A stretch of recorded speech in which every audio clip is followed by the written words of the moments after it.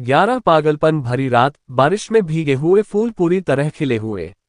भोर होते ही वांग युयान अकेले ही वहां से चली गई।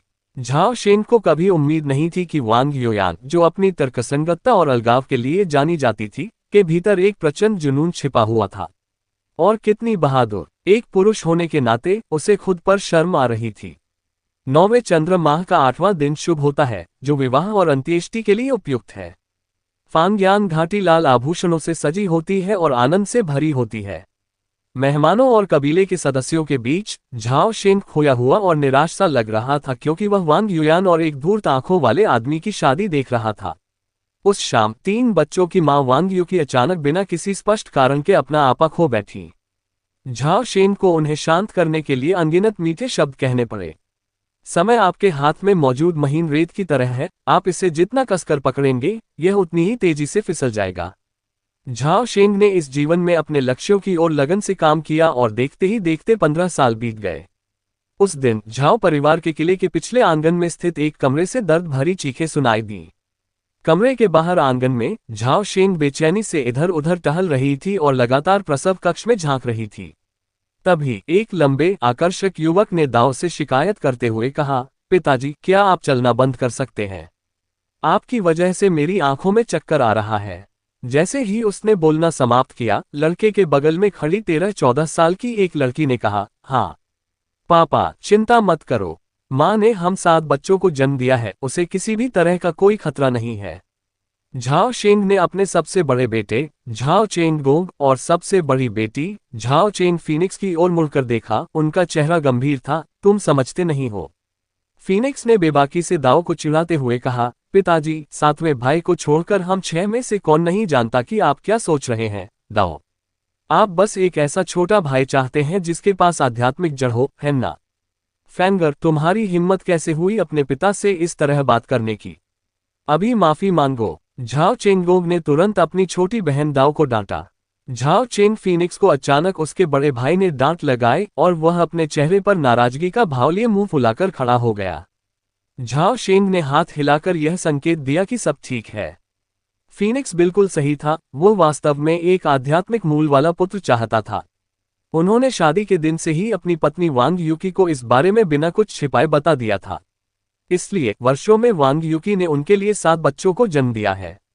हालांकि हर बच्चे के जन्म के बाद वह कहती थी कि वह अब और बच्चे नहीं पैदा करेगी, लेकिन 2 साल से भी कम समय बाद वह फिर से गर्भवती हो गई। झाओ शेंग अपनी पत्नी के वर्षों के योगदान के लिए बहुत आभारी हैं। शुरुआत में उनसे शादी करने के पीछे उनका एक मजबूत उद्देश्य रहा होगा, लेकिन 10 साल से अधिक समय साथ बिताने के बाद पत्नी के प्रति उनकी भावनाएं गहरी हो गई हैं और धीरे धीरे उनकी व्यावहारिक सोच में बदलाव आया है। लगभग 15 मिनट बाद प्रसव कक्ष से अचानक एक तेज चीख सुनाई दी और झाओ शेंग का दिल, जो अनिश्चितता में लटका हुआ था, तुरंत शांत हो गया। आखिरकार 8वें बच्चे का जन्म हो गया। काफी देर बाद जैसे ही झाओ शेंग प्रसव कक्ष में जाने के लिए खुद को रोक नहीं पाई, तभी एक दुबली पतली आकृति शिशु को गोद में लिए प्रसव कक्ष से बाहर निकली। आंटी, मुझे ये देखने दीजिए। झाओ चेंग फीनिक्स ने जैसे ही उस व्यक्ति को देखा, वह खुशी से दौड़कर उसके पास गया और पैकेज लेने के लिए हाथ बढ़ाया। वांग युयान ने फीनिक्स के बड़े हुए हाथ को चकमा दिया और दाओ को डांटते हुए कहा, तुम्हारे पिता ने अभी तक इस पर नजर भी नहीं डाली है, तुम्हारी बारी कैसे आ सकती है, तुम छोटे बदमाश। इतने साल बीत गए, लेकिन वांग युयान अभी भी जवान है और उसका रूप रंग 10 साल पहले जैसा था वैसा ही है। मानो समय उसके लिए थम सा गया हो। पास आती हुई खूबसूरत महिला को देखकर झाओ शेंग को कुछ असहजता महसूस हुई। उस संदिग्ध आंखों वाले व्यक्ति की दुर्घटना में मृत्यु के 8 साल बाद वांग युयान उसे फिर से ढूंढने आए। उस दिन के बाद से दोनों अक्सर गुप्त रूप से संबंध रखते थे। खुशी तो थी, लेकिन झाओ शेंग को अपनी पत्नी के प्रति कुछ हद तक अपराधबोध भी महसूस हो रहा था। वांग युयान ने बच्चे का लबादा उस आदमी की बाहों में थमा दिया। उसके चेहरे पर एक जटिल भाव था और उसने कहा, अपने बेटे को देखो, तुम्हें जो चाहिए था वो मिल गया, बधाई हो। ये सुनकर झाओ शेंग तुरंत हिल गया और उसके हाथ इतनी बुरी तरह कांपने लगे कि वह लगभग बच्चे को गिरा ही देता। तुम्हारा मतलब है? हाँ, मैंने इसका परीक्षण कर लिया है, ये 4 आध्यात्मिक मूल हैं। वांग युयान ने सहमति में सिर हिलाया। बहुत बढ़िया, ये तो शानदार है।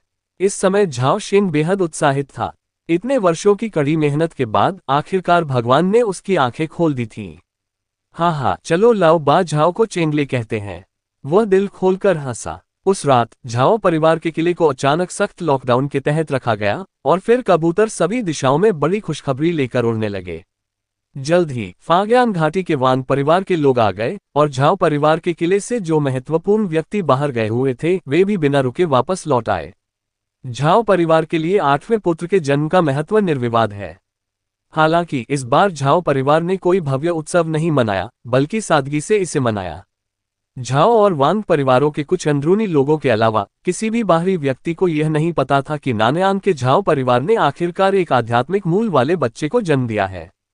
समय कितनी जल्दी बीत जाता है। 1 साल बाद गर्मी के एक तपते दिन झींगुरों की चहचहाहट और मेंढकों की टर्राहट के बीच झाओ शेंग झाओ परिवार के किले के बैठक कक्ष में एक मेज पर बैठे धीरे धीरे 3 इंच लंबी कांस्य तलवार को चमका रहे थे। यह उसकी हाल ही में प्राप्त ट्रॉफी थी, एक टिया एक मीडियम ग्रेड का हथियार, जादुई कलाकृति उड़ने वाली तलवार। उस वर्ष झाओ शेंग की साधना जन्मजात स्तर तक पहुंच गई। मेजर अचीवमेंट की वास्तविक युद्ध शक्ति उसके दायरे से कहीं अधिक है, विशेष रूप से उसकी चपलता जो अविश्वसनीय स्तर तक पहुंच चुकी है। नाम झाओ जिकिन जाओ जीकिन। जीवनकाल 38120। क्षेत्र जन्मजात प्रमुख उपलब्धि शारीरिक बनावट 100 वर्ष के प्राणी के समान नश्वर स्तर, अबाबिल के समान हल्का नश्वर स्तर। प्रतिभा गतिशील दृष्टि, मानव स्तर। कौशल जगमगाती रोशनी वाली तलवार तकनीक, अभूतपूर्व जैद सागर ज्वार मैनुअल, असाधारण क्लाउड ड्रैगन 9 रूपांतरण, अभूतपूर्व पवन का पीछा करने वाली तीर तकनीक, असाधारण प्रमुख उपलब्धि लौह शरीर। 100 जन्मों की पुस्तक के पृष्ठ पर दिए गए आंकड़ों को देखकर झाओ शेंग काफी संतुष्ट नजर आ रहे थे।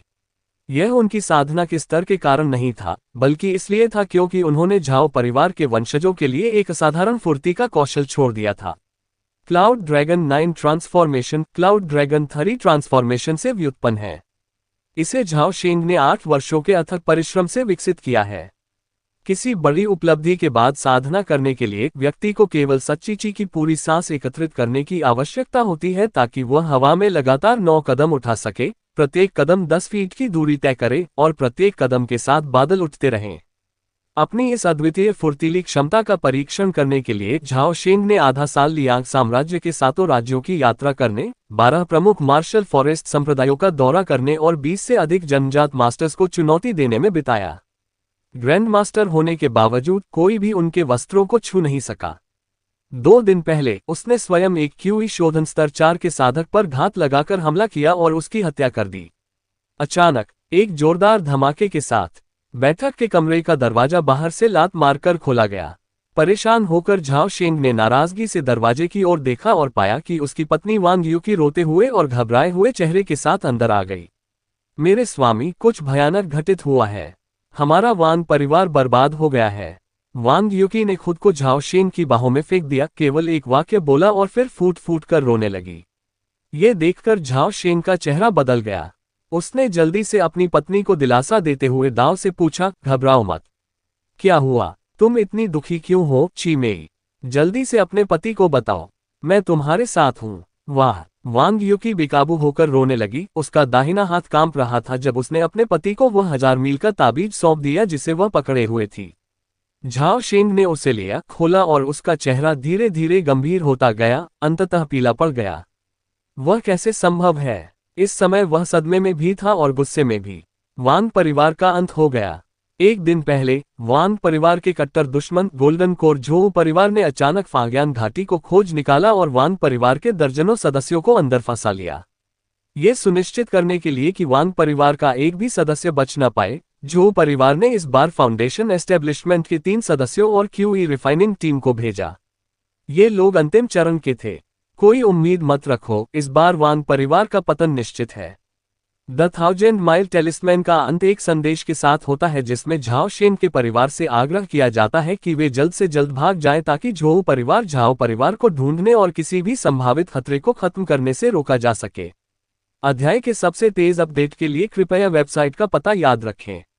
वांग परिवार 60 वर्षों से अधिक समय से बिना किसी घटना के गांजोउ में रह रहा है, तो फिर झोउ परिवार अचानक अब उनके दरवाजे पर क्यों आ रहा है? झाओ शेंग हैरान और गुस्से में था, लेकिन साथ ही बहुत उलझन में भी था, और वांग यूकी को भी नहीं पता था कि दाव ऐसा क्यों कर रहा था। उसने तुरंत एक संभावना का अनुमान लगाया, क्या यह उस फाउंडेशन एस्टेब्लिशमेंट बिल की वजह से हो सकता है। पिछले एक दशक में इत्र के कारोबार को शामिल करने के कारण वांग परिवार की वार्षिक आय में काफी वृद्धि हुई है, जिससे वे हर साल 300 से 400 स्पिरिट स्टोन बचाने में सक्षम हो गए हैं। वांग जोंगहाई लगभग 90 वर्ष के हैं, और यदि वे जल्द ही एक संस्था की स्थापना नहीं करते हैं तो उनके पास जीने के लिए ज्यादा साल नहीं बचेंगे। इसलिए 6 महीने पहले वांग परिवार ने सर्वसम्मति से फैसला किया कि भले ही इसका मतलब उनकी पूरी संपत्ति को जोखिम में डालना हो, वे वांग जोंगहाई को फाउंडेशन एस्टेब्लिशमेंट का प्रयास करने देंगे। इसलिए पिछले 6 महीनों में अपनी पैतृक संपत्ति बेचने के अलावा वांग परिवार ने अपने दामाद झाओ शेंग को 7 या 8 घाटे वाले व्यावसायिक उपक्रमों में भी घसीटा। 1 महीने पहले वांग परिवार ने कोई कसर नहीं छोड़ी और अंततः निम्न श्रेणी का फाउंडेशन एस्टेब्लिशमेंट एलिक्सिर प्राप्त करने के लिए 20,000 से अधिक स्पिरिट स्टोन खर्च किए। झाओ शेंग का अनुमान सही था, आपदा वास्तव में फाउंडेशन एस्टेब्लिशमेंट बिल से ही उत्पन्न हुई थी, लेकिन ये केवल एक अप्रत्यक्ष कारण था। इस विनाश का सबसे प्रत्यक्ष कारण वांग परिवार द्वारा अपनी अंतिम पैतृक आध्यात्मिक कलाकृति क्रिम्सन ड्रैगन स्वॉर्ड की बिक्री थी। क्रिम्सन ड्रैगन स्वॉर्ड संस्थापना के दौरान शाही पूर्वज द्वारा सबसे अधिक इस्तेमाल की जाने वाली आध्यात्मिक कलाकृति थी। क्योंकि क्रिम्सन ड्रैगन स्वॉर्ड लियांग साम्राज्य के बाजार में प्रकट हुई, इसलिए झोउ परिवार के फाउंडेशन एस्टेब्लिशमेंट के एक सदस्य ने संयोगवश एक नीलामी में क्रिम्सन ड्रैगन स्वॉर्ड को देखा, और तभी उसे एहसास हुआ कि वांग परिवार के अवशेष वास्तव में लियांग साम्राज्य में छिपे हुए थे। वांग परिवार की पैतृक भूमि कभी स्वर्गीय बंजब भूमि क्षेत्र के महान योंग राजवंश में एक स्वर्णिम केंद्र थी। परिवार के पूर्वज जोग और पड़ोसी झोउ परिवार के स्वर्णिम केंद्र के पूर्वज एक दूसरे के कट्टर दुश्मन थे। इसलिए जब वांग परिवार के पूर्वज का निधन हुआ तो वांग परिवार बेहद संकट में था, और झोउ परिवार के पूर्वज के नेतृत्व में हुए घेराबंदी के तहत वांग परिवार की पारिवारिक संरचना अंततः टूट गई और पूरा वंश लगभग समाप्त हो गया। वांग जोंगहाई और अन्य लोग वांग परिवार की अंतिम शाखा थे जो बच निकलने में सफल रहे। पतिदेव, हमें क्या करना चाहिए? वांग यूकी पूरी तरह से असमंजस में थी और उसे समझ नहीं आ रहा था कि क्या करे। घबराओ मत, मैं तुम्हारे साथ हूँ। वांग परिवार को बचाना अब संभव नहीं है। इस समय सबसे महत्वपूर्ण बात उनके पूरे परिवार की जान बचाना है। झाओ शेंग के सामने अब एक बेहद कठिन विकल्प है। उनके 8 बच्चे हैं, जिनमें सबसे बड़ा झाओ चेंगबो 16 वर्ष का है, जबकि सबसे छोटा झाओ चेंगले 1 वर्ष से थोड़ा अधिक आयु का है। इसके अलावा नानयान के झाओ परिवार में 1000 से अधिक सदस्य हैं। नानयान का झाओ परिवार कोई बड़ी समस्या नहीं है। संभवतः झाओ परिवार साधारण मनुष्यों के एक समूह को पसंद नहीं करेगा और उन्हें मारने के लिए तैयार नहीं होगा। हालांकि झोउ परिवार उसे आसानी से नहीं छोड़ेगा, क्योंकि अमर लोक में किसी भी संभावित खतरे को खत्म करने की परंपरा है। दा योन के झोउ परिवार, मैं झाओ तुम्हारे परिवार के विनाश का कारण बने इस रक्त द्वेष का 10 गुना बदला लूंगा। भले ही इस जीवन में बात न बने, अगला जीवन है और उसके बाद वाला जीवन भी, एक दिन मैं तुम्हारे झोउ परिवार से तुम्हारे रक्त ऋण का हिसाब जरूर लूंगा। ये सोचकर झाओ शेंग ने दांत पीसकर एक क्रूर फैसला लिया। अपनी जीवित रहने की संभावनाओं को अधिकतम करने के लिए दंपति भागते समय केवल झाओ चेंगले को ही अपने साथ ले गए, जबकि उनके अन्य 7 बच्चों की देखभाल करीबी रिश्तेदारों ने की और उन्हें भागने के मार्ग पर अलग अलग जगहों पर छोड़ दिया। अपना निर्णय लेने के बाद झाओ शेंग ने जरा भी संकोच नहीं किया और तुरंत परिवार के मुखिया झाओ हेक्सिंग के पास जाकर उन्हें बताया कि वांग परिवार नष्ट हो चुका है और उनके परिवार को भी जल्द से जल्द भाग जाना चाहिए। ये जानकर झाओ हेक्सिंग के चेहरे के भाव एकदम बदल गए और वह अवाक होकर वहीं खड़ा रह गया। झाओ शेंग के पास देरी करने का समय नहीं था और झाओ हेक्सिंग की प्रतिक्रिया की परवाह किए बिना उसने अपनी योजना को दोहराया। दशकों तक परिवार के मुखिया के रूप में सेवा करने के बाद झाओ हेक्सिंग तुरंत शांत हो गए और उन्होंने अपने साथ सबसे भरोसेमंद करीबी रिश्तेदारों को बुलाया और मात्र 15 मिनट में ही सब कुछ ठीक से व्यवस्थित कर लिया। 2 घंटे बाद दुख से भरे चेहरे वाले झाओ शेंग ने बच्चों को ले जा रही गाड़ियों को अज्ञात गंतव्यों के लिए रवाना होते देखा। सुरक्षा कारणों से झाओ परिवार में किसी को भी यह नहीं पता था कि दाओ का अंतिम गंतव्य कहाँ था, यहाँ तक कि झाओ शेंग को भी नहीं। जब वे भाग निकले तो 7 बच्चों में से प्रत्येक अपने साथ परिवार की एक निशानी लेकर गए ताकि वे बाद में एक दूसरे को पहचान सकें। झाओ शेंग को नहीं पता था कि वह अपने जीवन काल में कभी अपने बच्चे को दोबारा देख पाएगा या नहीं। महोदय, कृपया देखना बंद कीजिए, हम जा रहे हैं। झाओ शेंग ने लाओबा को एक स्लीपिंग बैग में ठूंस दिया, उसे उसकी पीठ पर कसकर बांध दिया और फिर दूर तक खाली निगाहों से देख रही वांग युकी को जबरदस्ती दो शानदार घोड़ों पर खींच लिया। अपना ख्याल रखें। झाओ शेंग ने मुड़कर झाओ हैक्सिंग की ओर देखा, जिसके बाल अचानक पूरी तरह सफेद हो गए थे, और गंभीर भाव से सिर हिलाया।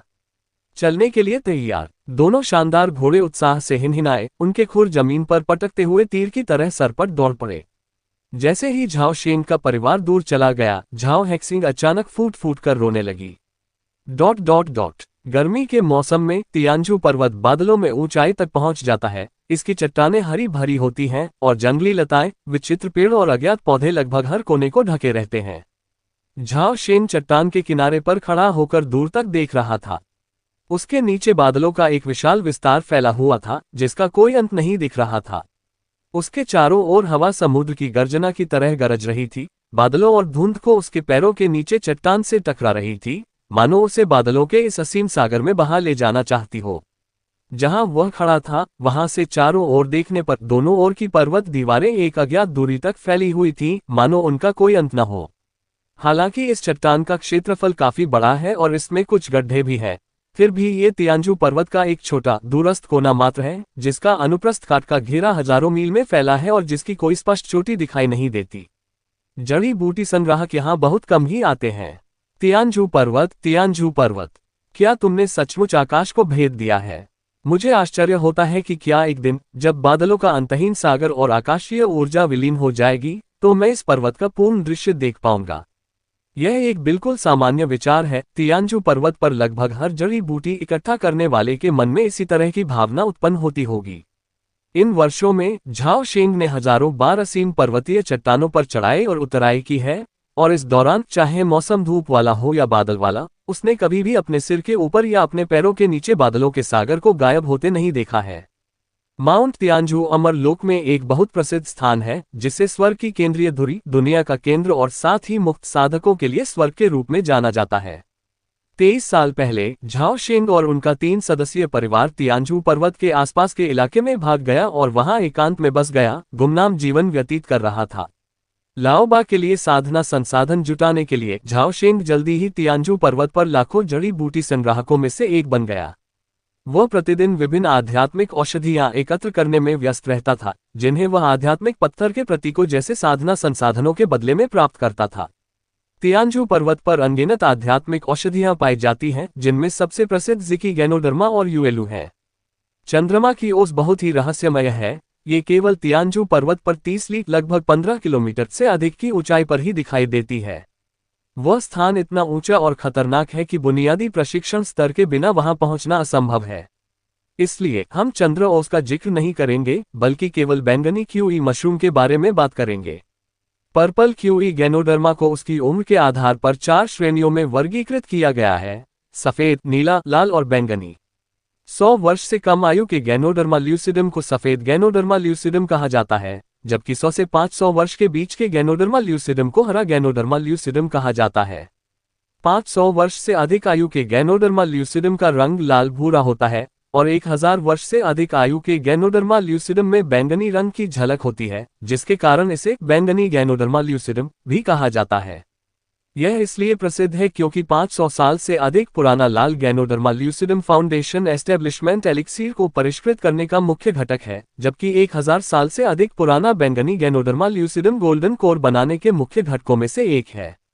ये 2 बिंदु ही दर्शाते हैं कि अमरलोक में जिकी की कितनी अधिक मांग है। यह अज्ञात है कि कितने साल पहले अमरता की साधना करने वाले सभी प्रमुख संप्रदायों ने सर्वसम्मति से एक अनिश्चित मिशन जारी किया: तियानजू पर्वत से अद्वितीय बैंगनी किची को मात्रा या आयु की कोई सीमा के बिना खरीदना और इसके लिए एक बड़ा इनाम देना। पुरस्कारों में सोने और चांदी के खजाने, जादुई कलाकृतियां और विभिन्न औषधीय गोलियां जैसे कि फाउंडेशन एस्टेब्लिशमेंट गोलियां शामिल हैं। 500 वर्षों तक विकसित किए गए क्रिम्सन फायर गैनोडर्मा ल्यूसिडम को फाउंडेशन एस्टेब्लिशमेंट पिल या सैक्ट गेट टोकन के बदले में प्राप्त किया जा सकता है। टोकन रखने वाला कोई भी व्यक्ति, चाहे वह पंच आध्यात्मिक मूल का ही क्यों न हो, बिना किसी शर्त के किसी भी साधना संप्रदाय में शामिल हो सकता है। अगर किसी को 1000 साल पुराना बैंगनीची कवक मिल जाए, तो एक साधारण व्यक्ति का तो निश्चित रूप से विनाश निश्चित है। बुनियादी स्तर की साधना के बिना कोई भी ऐसे खजाने की रक्षा नहीं कर सकता। ये जानकर कि दाव स्वर्णिम मूल है, अमर गुरु भी तीसरे स्तर की एक अनमोल औषधि के लिए आपस में लड़ेंगे। इस असीमित पुरस्कार प्रणाली ने अनगिनत लोगों के अमीर बनने और अमरता प्राप्त करने के सपनों को हवा दी है। हजारों वर्षों से अनगिनत जियांगहू नायक, शिशोधन मुक्त साधक, नींव स्थापना बैंगनी हवेली और यहाँ तक कि स्वर्ण कोर अमर गुरु भी तियांजू पर्वत के आसपास के क्षेत्र में उमड़ पड़े, ऊंचाइयों की परवाह किए बिना और चट्टानों पर चढ़कर अपने इच्छित खजाने की खोज में अपने जीवन को जोखिम में डालते रहे। झाओ शेंग अभी सोच में डूबा ही था कि अचानक ऊपर से एक जोरदार आवाज आए, बेशर्म बूढ़े चोर, मैंने तुम्हें ढूंढ ही लिया। देखते हैं आज तुम कहाँ भागते हो।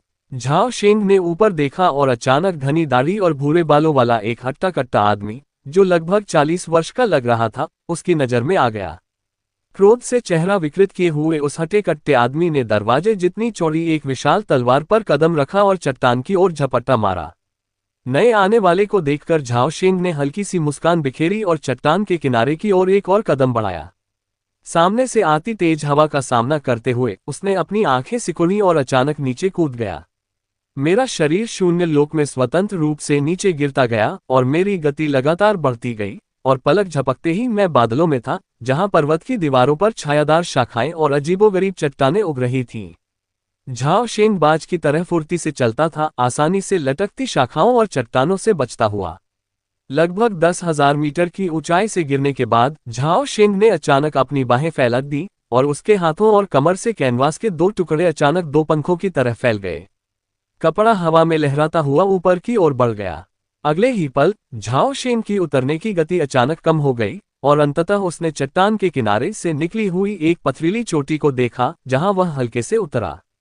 यहां रुकने का कोई इरादा न रखते हुए झाओ शेंग ने जरा भी संकोच नहीं किया। उसने हल्के से अपने पैर पटके और उसका शरीर तीर की तरह बादलों की ओर तेजी से निकल गया। चट्टान के सहारे का इस्तेमाल किए बिना ही वह हवा में उड़ता हुआ पलक झपकते ही कई 100 फीट की दूरी तय कर लेता है। एक ऐसी दरार मिलते ही जिसमें घुसना संभव हो गया, झाओ शेंग तुरंत रुक गया, चट्टान की दीवार से सटकर आसानी से अंदर घुस गया। फिर उसने अपनी कछुआ श्वास तकनीक का उपयोग करके एक तरह की बेहोशी की अवस्था में प्रवेश कर लिया। उसी समय चारों ओर तेज हवा चलने लगी और उस शक्तिशाली हवा के कारण आसपास के बादल और धुंध तेजी से आगे बढ़ने लगे। अगले ही पल हवा के साथ एक जोरदार गर्जना उसके कानों में गूंजी, गोंगा सुन शेंग, बादलों के ड्रैगन, मैं तुम्हें याद रखूंगा। एक दिन मैं तुम्हें पकड़ लूंगा, तुम बेशर्म बूढ़े चोर। जियांगहू में यात्रा करते समय सावधानी बरतना सर्वोपरि है। इसलिए झाओ शेंग ने कभी भी अपने असली नाम का इस्तेमाल नहीं किया और हमेशा खुद को गोंगसुन शेंग के रूप में संदर्भित किया, जिसका उपनाम ड्रैगन रुयुन था। यह आवाज सुनकर झाओ शेंग ने मन ही मन आह भरी, उफ, मैंने तो बस क्लाउड ड्रैगन 9 ट्रांसफॉर्मेशन का इस्तेमाल करके तुम्हारे 300 साल पुराने हरे मशरूम में से एक को रूपांतरित किया था, फिर भी तुम मेरा पीछा क्यों कर रहे हो? हान जुवानवू, तुम बहुत जिद्दी हो। घात लगाकर हमला किए जाने के डर से झाओ शेंग पूरे दिन चट्टान की दरार में छिपा रहा। जब पहाड़ी हवा की दिशा बदली और रात हो गई, तब उसने सावधानी से बाहर झांका और एक डरपोक ग्राउंड हॉग की तरह चारों ओर देखने लगा। उसके डरपोक होने पर उसे कम मत समझो, दांव के आसपास होने पर सावधानी बरतना हमेशा बेहतर होता है। 20 से अधिक वर्षों के रक्तपात और उथल-पुथल को झेलने के बाद उसने अनगिनत घात लगाकर किए गए हमलों, हत्याओं और खजाने की लूट के लिए छापे देखे थे। जड़ी बूटी इकट्ठा करने वाले एक ही आध्यात्मिक औषधि के पौधे के लिए एक दूसरे से जान की बाजी लगा देते थे। इसकी क्रूरता और बर्बरता की कल्पना करना तब तक मुश्किल है जब तक इसे स्वयं न देख लिया जाए। यह इस बात का एक उत्कृष्ट उदाहरण है कि कैसे लोग धन के लिए मरते हैं और पक्षी भोजन के लिए मरते हैं। अगर झाओ शेंग अत्यधिक सतर्क न होता तो 20 साल पहले ही किसी अज्ञात कोने में उसकी मृत्यु हो गई होती। उसने अपनी नाक झपकाई, पहाड़ी हवा को सूंघा और तभी चैन से बैठा जब उसे हवा में कोई मानव गंध महसूस नहीं हुई। फिर शून्य लोक में कदम रखते ही उसका शरीर तीर की तरह तेजी से एक निश्चित दिशा में निकल पड़ा। उसके रहने की जगह लगातार बदलती रहती थी। कल उसने जिस जगह का इंतजाम किया था वह दर्जनों मील दूर थी और वहां जाने और वापस आने में लगभग आधा घंटा लगता था। 15 मिनट बाद झाओ शेंग अचानक रुक गया। जिस चट्टान पर वह खड़ा था उस पर वनस्पति विरल हो गई थी। उसकी जगह नुकीली, काली और पतली चट्टानें आ गई थीं, जो रात के अंधेरे में बेहद वीरान लग रही थीं। इसीलिए पहाड़ की दीवार के बाहर, जो लगभग 1000 फीट दूर है, तैरती हुई विशाल गोलाकार लो इतनी स्पष्ट रूप से दिखाई देती है। हाँ, जियांग संप्रदाय का ज्वाला ताबीज, क्या संयोग है। झाओ शेंग मुस्कुराया, उसे कभी उम्मीद नहीं थी कि घर लौटते समय उसे रास्ते में एक व्यापार मेला देखने को मिलेगा। उसकी किस्मत अच्छी है। अपनी अनूठी भौगोलिक स्थिति के कारण तियानजू पर्वत पर जड़ी बूटी संग्राहकों के लिए चढ़ना उतरना बहुत असुविधाजनक है।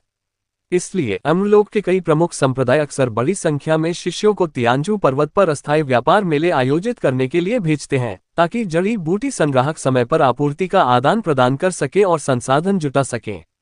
ये कुछ हद तक सोने की खोज करने वालों और सोने की खुदाई के औजार बेचने वाले व्यापारियों के बीच के रिश्ते जैसा है।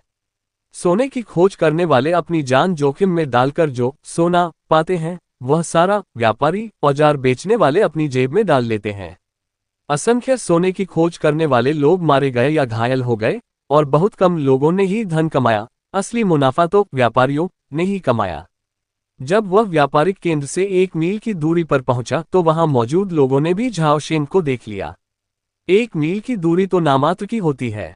अंधेरे में भी चिशोधन के साधक इसे बहुत स्पष्ट रूप से देख सकते हैं। 7-8 सांसें लेने के बाद झाओ शेंग पहाड़ की ढलान से निकले हुए पत्थर के चबूतरे पर चढ़ गया, जहां पहले से ही अलाव जलाए जा रहे थे। जड़ी बूटी इकट्ठा करने वालों का एक समूह, जिनमें से प्रत्येक के चेहरे पर अलग अलग भाव और झुर्रियां थीं, अलाव के चारों ओर इकट्ठा हो गया। दोनों पक्षों ने एक दूसरे की ओर देखा। झाओ शेंग को आते देख समूह पहले तो चौंक गया, लेकिन जल्द ही दूसरी तरफ से कोई अचानक खड़ा हो गया। हाँ, बूढ़े चोर गोनगसुन, तुम सच में खुद को दिखाने की हिम्मत करते हो। हान शुवानवु के भयंकर चेहरे को देखकर झाओ शेंग ने अपनी बदकिस्मती को कोसा। आज बाहर जाने से पहले उसने पंचांग नहीं देखा था, और फिर से इस बदमाश से उसका सामना हो गया। हान शुवानवु मूल रूप से जियांगहू का एक वीर तलवारबाज था। बाद में उसकी मुलाकात एक गुरु से हुई, जिसने उसे बताया कि उसके पास आध्यात्मिक मूल है। गुरु ने उसे ची शोधन नामक तकनीक सिखाई। साधना तकनीक समझाने के बाद वह वहां से चला गया। हान जुवानवु साधना में अत्यंत प्रतिभाशाली हैं। उन्होंने स्वयं ही साधना का अन्वेषण किया और मात्र 20 वर्षों में ची शोधन के 6ठे स्तर तक पहुंचने में सफलता प्राप्त की। हालांकि वह एक साधक बन गया था, लेकिन मार्शल आर्ट के प्रति जुनूनी हान शुवानवु हमेशा खुद को एक मार्शल आर्टिस्ट मानता था और सभी प्रकार की मार्शल आर्ट तकनीकों को इकट्ठा करना पसंद करता था। 3 महीने पहले एक व्यापार मेले में झाओ शेंग ने अपने अद्वितीय कौशल क्लाउड ड्रैगन 9 ट्रांसफॉर्मेशन का उपयोग करते हुए हान जुवानवु के साथ 300 साल पुराने हरे गनोडर्मा ल्यूसिडम का आदान प्रदान किया। बाद में इस बदमाश को एहसास हुआ कि उसे धोखा दिया गया है और उसने 3 महीने तक लगातार झाओ शेंग का पीछा किया, जो आज रात तक जारी रहा। हान वुची, क्या तुम्हें पता भी नहीं कि तुम कहाँ हो? एक कदम आगे बढ़ाओ और देखो क्या होता है। अपने प्रतिद्वंदी से बेपरवाह झाओ शेंग आग की ओर बढ़ा और सीधे हान शुवानवु का सामना किया। अगर आप में हिम्मत है तो भागो मत। ये सुनकर हान शुवानवु का चेहरा जम गया और उसने हिलने की हिम्मत नहीं की। एक कठोर टिप्पणी करने के बाद वह आक्रोश से भरे चेहरे के साथ वापस बैठ गया। उसकी दोनों तीखी आंखें झाओ शेंग पर टिकी हुई थीं। तियानजू पर्वत पर कई वर्जित बातें हैं, जिनमें से एक ये है कि आपको किसी भी व्यापार मेले में कभी भी कोई हरकत नहीं करनी चाहिए, अन्यथा। झाओ शेंग ने भीड़ में बैंगनी चोगा पहने युवक पर अनायास ही एक नजर डाली। वह युवक जियांग संप्रदाय का आंतरिक संप्रदाय शिष्य था, जो आज के व्यापार मेले का प्रभारी था। झाओ शेंग 20 वर्षों से अधिक समय से तियानजू पर्वत पर रह रहे हैं। हालांकि वे एक साधक भी नहीं हैं, फिर भी उनकी प्रतिष्ठा कम नहीं है। साहसी, धूर्त और निर्दयी, विंगसूट फ्लाइंग करने वाला पहला व्यक्ति, जन्मजात घात लगाकर हमला करने की कला में निपुण, फाउंडेशन एस्टेब्लिशमेंट से भाग निकला। ये सभी उसकी पहचान है। इसके परिणामस्वरूप कुछ परिचित जड़ी बूटी संग्राहकों ने उनका अभिवादन किया, और झाओ शेंग ने बार बार हाथ जोड़कर उनके अभिवादन का जवाब दिया।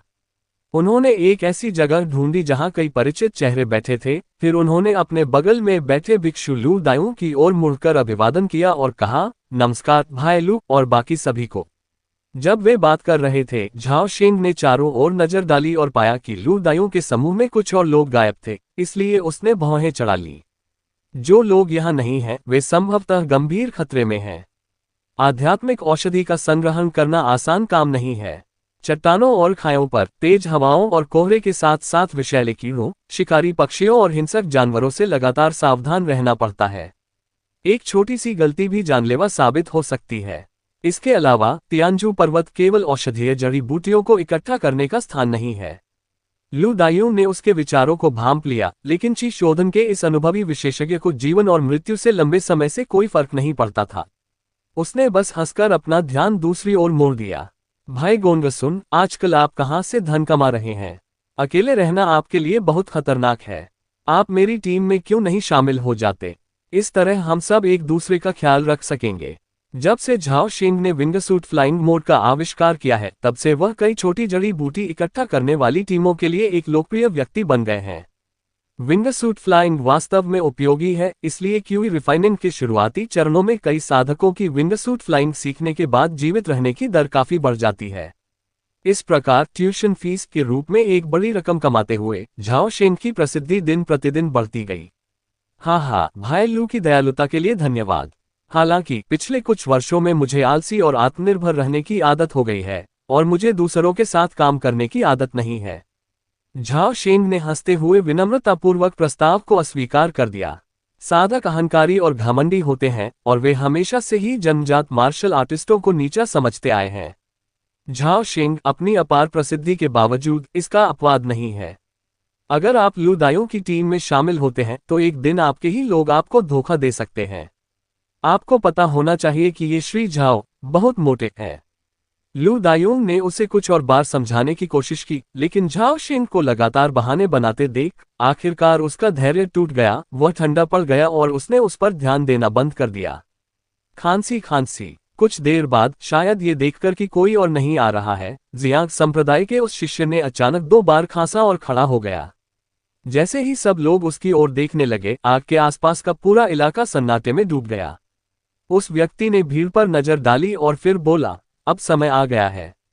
चलिए आज रात का व्यापार मेला शुरू करते हैं। हमेशा की तरह वही नियम। पहला, कोई लड़ाई नहीं। दूसरा, एक बार सामान बिक जाने के बाद कोई भी पक्ष पीछे नहीं हट सकता। तीसरा, 10 मील के सुरक्षा क्षेत्र के बाहर हर किसी का भाग्य ईश्वर के हाथों में है। वैकल्पिक रूप से, यदि आवश्यक हो तो आप वस्तुओं के आदान प्रदान के लिए मुझसे संपर्क कर सकते हैं। स्पिरिट स्टोन स्वीकार्य हैं। जादुई कलाकृति, औषधीय गोली। इतना कहकर वह वापस बैठ गया। जैसे ही व्यापार मेला शुरू हुआ, कई जड़ी बूटी संग्राहक जियांग संप्रदाय के पास पहुंचे। शिष्य, अपनी जरूरत की वस्तुओं के बदले आध्यात्मिक औषधि का आदान प्रदान करें। अन्य जड़ी बूटी इकट्ठा करने वालों ने कुशलतापूर्वक एक गठरी फैलाई, जिसमें विभिन्न प्रकार की सूखी या अच्छी तरह से संरक्षित आध्यात्मिक औषधियां, विभिन्न टूटी हुई जादुई कलाकृतियां और तलवारें, सूखा मांस, पानी के जग और कुछ अज्ञात अयस्क या जानवर के अवशेष, पंजे आदि जैसी कई चीजें रखीं। झाओ शेंग पर भी यही बात लागू होती है। उसने अपनी पीठ से पट्टियों को खोला, अपने बैग का सारा सामान जमीन पर उलट दिया और फिर उन्हें एक एक करके फैला दिया। 3 सदी पुराने सिंदूरी फल, पेंगोलिन की खाल का एक रोल, चेहरे के आकार का एक हरा गैनोडर्मा ल्यूसिडम, जेड की तरह कोमल 2 सफेद गैनोडर्मा ल्यूसिडम, एक कांस्य चाकू और करीने से तह किया हुआ एक नीला वस्त्र। पिछले महीने में उनकी ये उपलब्धियां रही हैं, लेकिन ये सबसे महत्वपूर्ण नहीं है। काफी देर तक हिचकिचाने के बाद झाओ शेंग ने आखिरकार अपनी जेब से एक गोल जेड का पेंडेंट निकाला, जो बिल्कुल साफ था और उससे हल्की सफेद रोशनी निकल रही थी। जैसे ही यह चीज प्रकट हुई, इसने तुरंत अपने आसपास के लोगों का ध्यान आकर्षित कर लिया।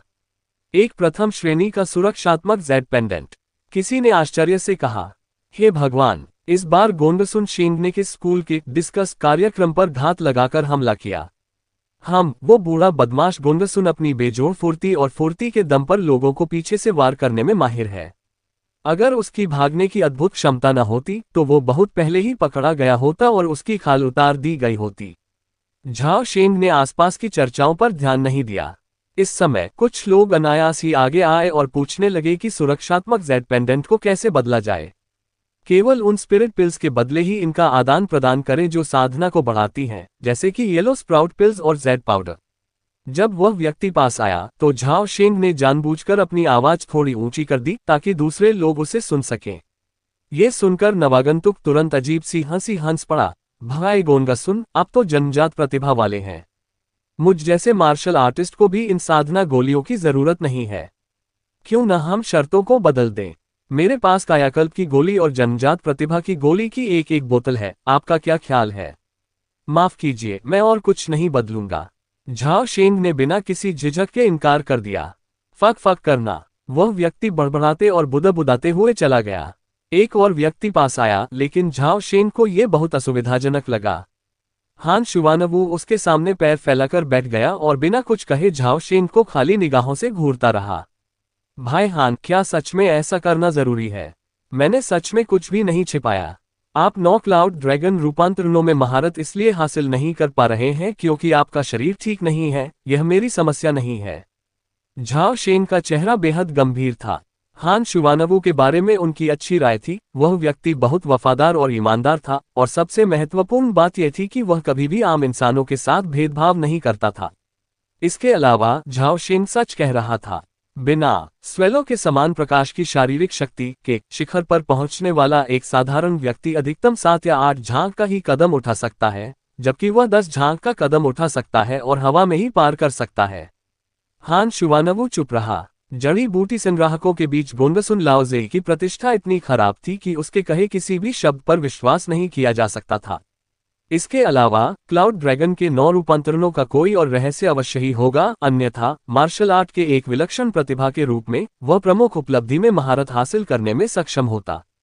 ये देखकर कि दूसरा पक्ष अपनी बात पर अड़ा हुआ है, झाओ शेन समझाने बुझाने के लिए कुछ और शब्द कहने ही वाला था। अचानक एक बहुत ही हल्की लेकिन विचित्र गंध महसूस करते हुए उसकी नाक कुछ बार फड़क उठी।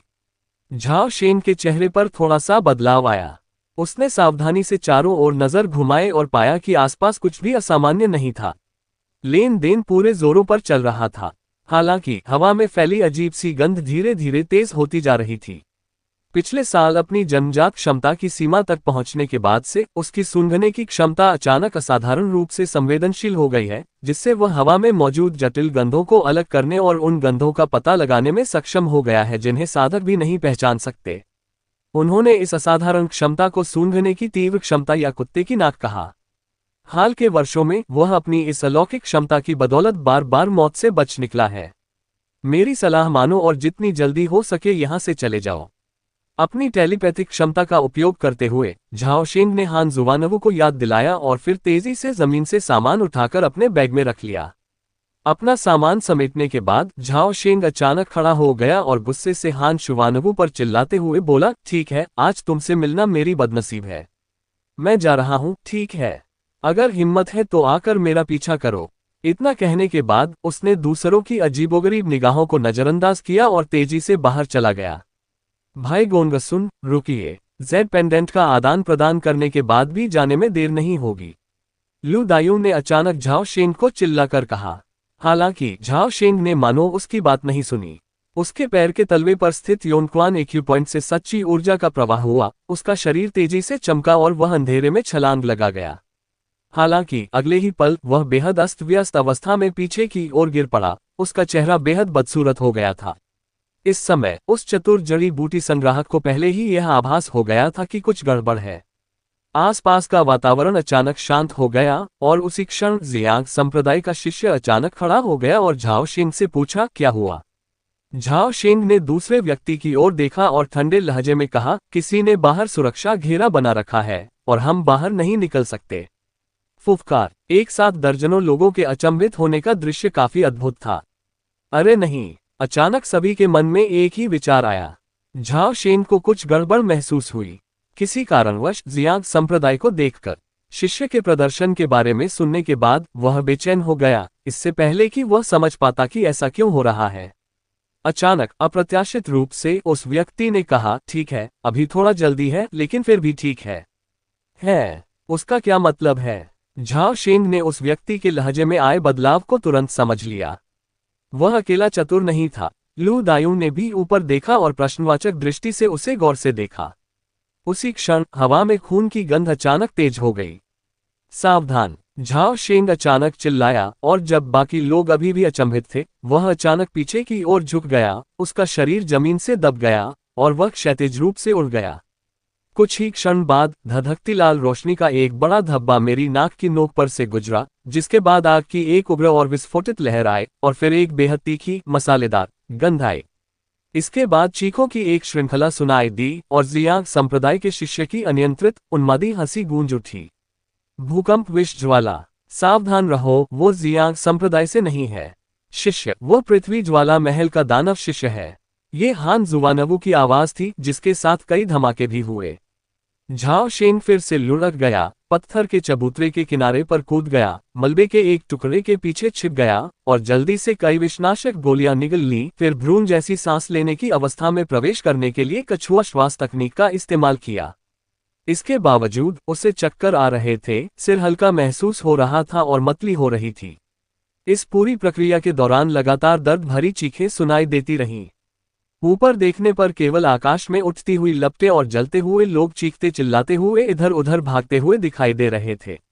मूल अलाव अपने मूल आकार से 10 गुना से भी अधिक बड़ा हो गया और विशाल तैलीय हरे रंग के अग्नि राक्षसों में बदल गया, जिन्होंने तेजी से हमला किया और अपने आसपास के लोगों को मार डाला।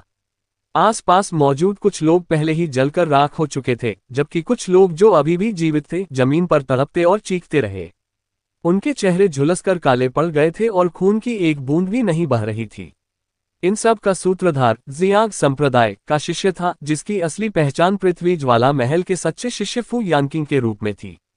वह महान पूर्णता स्तर का था। वह आदमी लगातार हंस रहा था और अपने हाथों से लाल रंग की आग के गोले फेंक रहा था। किसी ठोस वस्तु से टकराते ही आग का गोला फट गया, जिससे आग के छल्ले फैल गए। आग की ये लहरें तेजी से फैलती गईं, जिससे बिना हवा के ही वनस्पति स्वतः प्रज्वलित हो उठी और देखते ही देखते पूरी भूमि आग के विशाल लाल सागर में परिवर्तित हो गई।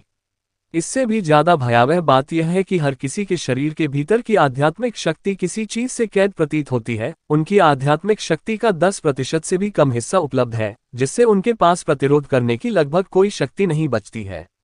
हालांकि हान शुवानवू विभिन्न मार्शल आर्ट में निपुण था और उसमें अभी भी हर जगह से भाग निकलने की ताकत थी।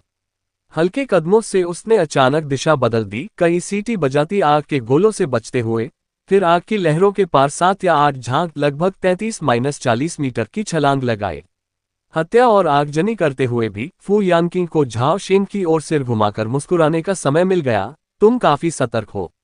मैंने अभी अभी स्पिरिट बाइंडिंग पाउडर छोड़ा था और तुमने इसे देख लिया। सौभाग्य से मैंने पहले से ही एक जादुई घेरा बना रखा था, वरना तुम भाग जाते।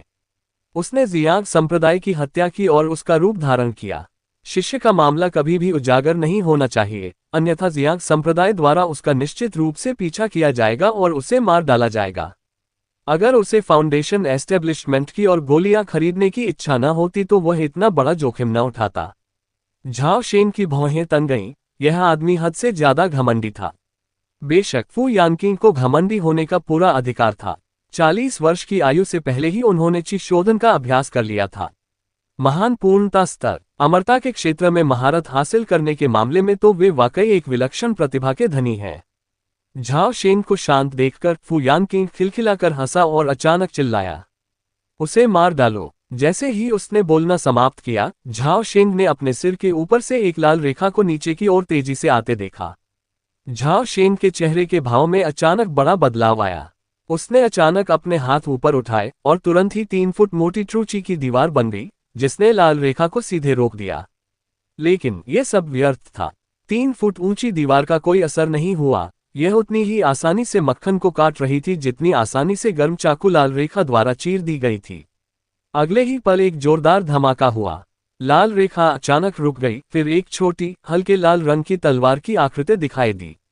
अचानक एक गोलाकार सफेद प्रकाश की ढाल प्रकट हुई, जिसने उसकी जगह पर घातक प्रहार को रोक दिया। हालांकि इसकी कीमत ये थी कि उसके हाथ में मौजूद जेड का पेंडेंट एक झटके में टूट गया, जिससे कई बड़ी दरारें दिखाई देने लगीं। उसी समय चीख पुकार और कराहें थम गईं। झाओ शेन और हान जुवानवू को छोड़कर बाकी सभी जड़ी बूटी इकट्ठा करने वाले फू यानकिंग के हाथों मारे गए। हान शुवानवू सदमे और गुस्से से भरी हुई झाओ शेन के पास दौड़ी और चिल्लाए, अरे बूढ़े बदमाश गोंडसुन, तुम बड़े चालाक हो। जल्दी से भागने का कोई रास्ता सोचो। मैं मर नहीं सकती, मेरी बेटी मेरे लौटने का इंतजार कर रही है। हत्यारा अब भी संतुष्ट नहीं था। उसने अपनी लाल आंखों से दोनों पुरुषों को कई बार देखा और अंत में झाओ शेन के चेहरे पर अपनी निगाहें टिका दी। हे तुम कैसे मरना चाहते हो? इसी क्षण हान जुवानवू ने बिना कुछ कहे अचानक पत्थर के चबूतरे के बाहर स्थित शून्य लोक की ओर छलांग लगा दी। अप्रत्याशित रूप से पत्थर के चबूतरे के किनारे पर अचानक एक रक्त लाल अवरोध प्रकट हो गया। प्रकाश की यह पतली सी दिखने वाली परत वास्तव में अविश्वसनीय रूप से मजबूत थी। हान जुवानवू घबराकर सीधे उससे टकरा गया और तुरंत उछलकर पीठ के बल गिर पड़ा। बेवकूफ, ये देखकर झाओ शेंग ने मन ही मन कोसना शुरू कर दिया। अगर वह बच सकता तो बहुत पहले ही भाग गया होता। अंततः हान जुआनवू को उस पर बिल्कुल भी भरोसा नहीं था। वह तब तक हार नहीं मानेगा जब तक वह खुद कोशिश न कर ले। धमाका, मैं अभी इसी बारे में सोच रहा था। तीव्र गर्मी विकीर्ण करते हुए 7 या 8 गहरे लाल रंग के अग्निगोले झाओ शेंग के सिर की ओर तेजी से बढ़े। सौभाग्य से उनकी फुर्ती का कौशल अद्वितीय था। वो लगभग तुरंत 10 झांक लगभग 33 मीटर के भीतर गति कर सकते थे। एक हमले से बच निकलने के बाद झाओ शेंग को अपने फेफड़ों में जलन महसूस हुई। इस समय पास ही जमीन पर आग की लपटें उठ रही थीं और पत्थर लगभग पिघल रहे थे। उसके पास रहने के लिए जगह कम होती जा रही थी। हालांकि सबसे बड़ा खतरा हल्के लाल रंग की उड़ने वाली तलवार थी। इसके लगातार हमलों से गोलाकार प्रकाश ढाल की चमक तेजी से कम हो गई और सुरक्षात्मक जेड पेंडेंट पर दरारें दिखाई देने लगीं। झाओ शेंग को नहीं पता था कि दांव कब तक टिक पाएगा, लेकिन वह जानता था कि उसके पास ज्यादा समय नहीं बचा है। भाड़ में जाओ, मैं तुमसे जान की बाजी लगा दूंगा। दूसरी ओर हान शुवानवू पीछा किए जाने से बचने के लिए कोई रास्ता न पाकर जल्दी से मुट्ठी भर ताबीज निकाले, अपनी शेष आध्यात्मिक शक्ति को उनमें प्रवाहित किया और फिर बिना सोचे समझे उन्हें बाहर फेंक दिया। आग के गोले, बर्फ के तीर, प्रकाश की सुनहरी तलवारें। थोड़े ही समय में 1 दर्जन से अधिक प्रथम श्रेणी के पंचतत्व मंत्र फू यानकिंग पर बरस पड़े। निवेश की तलाशमलों की बौछार का सामना करते हुए फू यानकिंग शांत और संयमित रहीं और बिना किसी हड़बड़ी के मंत्रों का जाप करती रहीं। अगले ही पल उसके सामने जमीन पर मौजूद लपटें अचानक एक व्यक्ति की ऊंचाई तक उठ गईं और पलक झपकते ही वे 3 मोटी ज्वाला ढालों में तब्दील हो गईं, जिन्होंने हमलों की लहर को एक एक करके आसानी से रोक दिया। ये देखकर हान शुवानवू का चेहरा निराशा से भर गया। तभी झाओ शेंग अचानक उसकी ओर कूद पड़ा और उत्साह से चिल्लाते हुए बोला, क्या तुम्हारे पास पानी या बर्फ के ताबीज हैं? हम बच गए। ये सुनकर हान शुवानवू बेहद प्रसन्न हो गया और तुरंत चिल्लाया, हाँ हाँ। बोलते बोलते उसने जादू से अपनी कमर से जादुई ताबीजों का एक बड़ा ढेर निकाल लिया। सौभाग्य से हान जुआनवू जड़ी बूटियां इकट्ठा करने में बहुत अच्छा नहीं था और साधना करने के लिए वह अंशकालिक रूप से एक बिचौलिए के रूप में काम करता था और हमेशा जादुई ताबीज और औषधीय गोलियों जैसी बुनियादी साधना सामग्री का स्टॉक रखता था। मेरे पास अभी भी 8 जल बर्फ प्रकार के जादुई ताबीज बचे हैं। हालांकि मेरे पास उपयोग करने के लिए बहुत अधिक आध्यात्मिक शक्ति नहीं बची है। क्या इन 8 मंत्रों को प्रयोग में लाने के लिए पर्याप्त सामग्री है? पर्याप्त, बहुत बढ़िया। अभी थोड़ी देर में मैं आपको बताऊंगा कि इन्हें कहाँ फेंकना है और आपको इन्हें जितनी जल्दी हो सके फेंकना है। समझे? ठीक है, मैं समझ गया। जीवन मरण के संकट का सामना करते हुए झाओ शेंग और उनके साथी ने बहुत तेजी से बात की और कुछ ही शब्दों में आम सहमति पर पहुंच गए। मेरे साथ आइए। झाओ शेंग ने अपने आसपास का जायजा लिया और तुरंत लगभग 10 फीट दूर जमीन पर एक जगह की ओर इशारा किया।